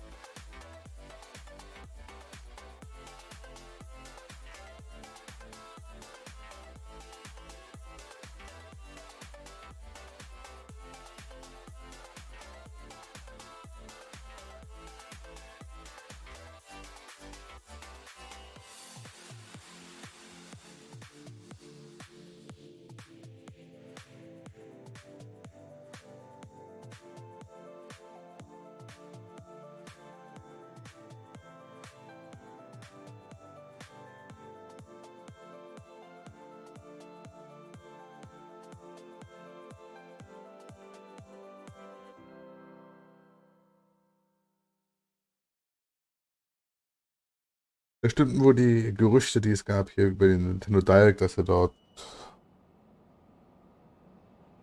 die neue Switch, also eine Art Switch Pro oder mit 4K-Unterstützung ankündigen wollten eigentlich. Doch nicht. Also habe da gerüchteweise gehört, dass sie da angeblich was ankündigen wollten, aber sind halt nur Gerüchte. Genauso sollte ja auch. Nee. Ja, das war's. Bisschen schade, dass sie bei Animal Crossing nichts angekündigt haben. Das habe ich auch ein bisschen vermisst, aber. Und über das neue Zelda-Spiel haben sie ein bisschen wenig gezeigt, fand ich. Von dem, was sie gezeigt haben, da ist ja sehr interessant aus. Bin ich sehr gespannt, was da. Wie das fertige Spiel aussehen wird. Das werden wir dann auch hier spielen, wenn es dann rauskommt.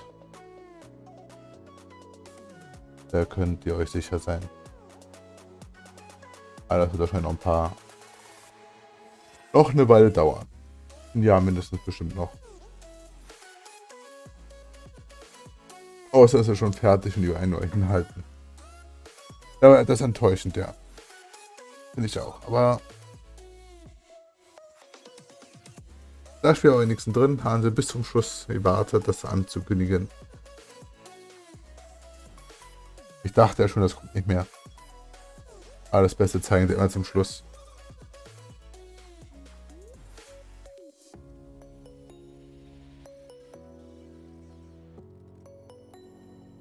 Überrascht, was sie gezeigt haben, war ich schon. Oder was haben sie angekündigt? Also haben sie mal gesagt, ich glaube, der Mr.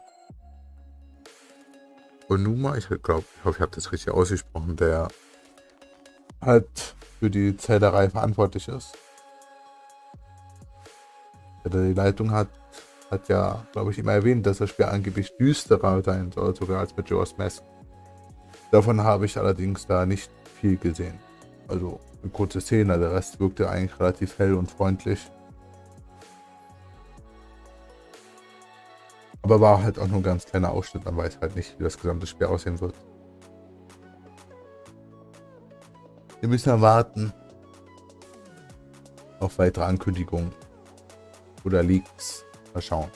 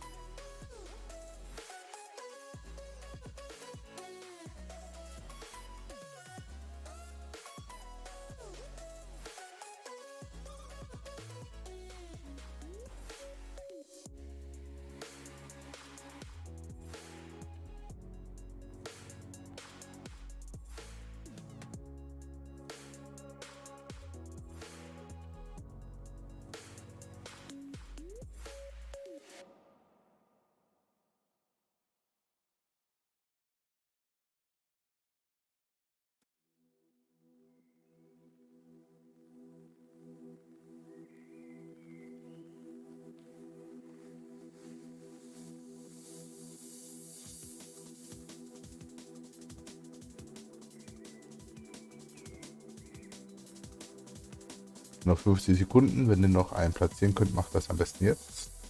Die Zeit ist gleich abgelaufen.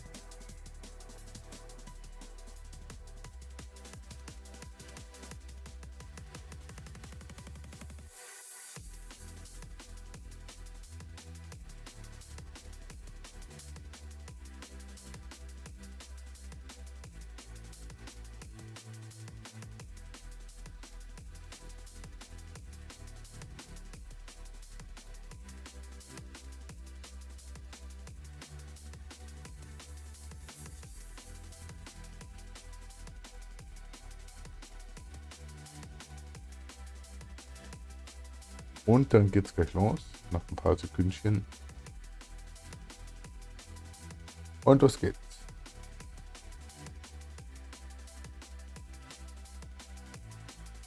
Dann gehen wir da auch direkt drauf. Schauen wir mal, wie viel machen wir mit 5? Nicht allzu viele, aber dieser Dungeon Level 1, das kriegen wir hin. Das kriegen wir sehr gut hin.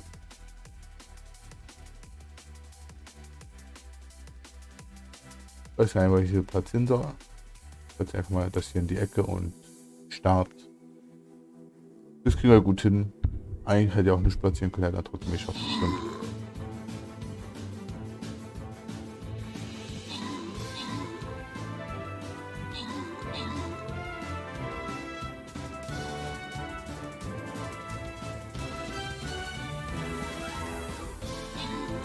Die Städte hier sind aber hartnäckiger als ich dachte. Aber eine Reichweite haben die.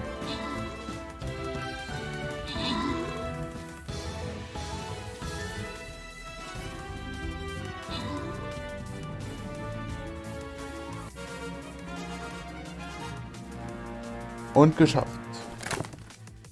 Sehr schön. Dann holen wir uns noch den Bonus. Daily Units deal 15,000 more damage. Range units fire rate is increased. Armored units gain 15,000 more healing. Ich glaube, ich nehme das. So. Dann hoffe ich mal, euch hat das Ding gefallen. Und dass ihr jetzt ein Momentchen dran bleibt, wenn ihr jemanden raiden. Sucht auch gerade jemanden raus. Wen haben wir denn da?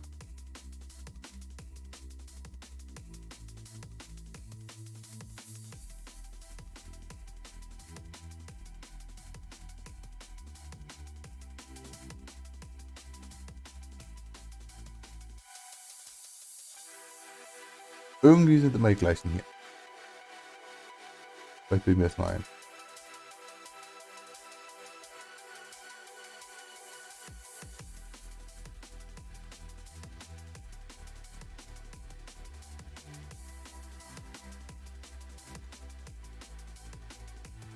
Ich glaube, ich habe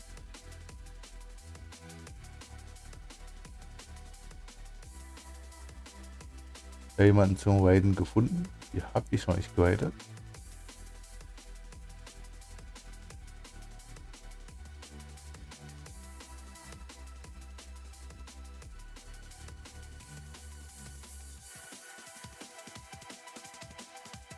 Und ich hoffe, wir nehmen hier keinen... Egal. Ja. Da haben wir jemanden zum Raiden. Ich würde mal sagen, gehen wir mal auf den richtigen Bildschirm hier noch rüber. Gehen wir hier rüber. Ich hoffe, euch hat das Ding gefallen. Auch wenn er etwas kürzer war heute. Ein bisschen anders.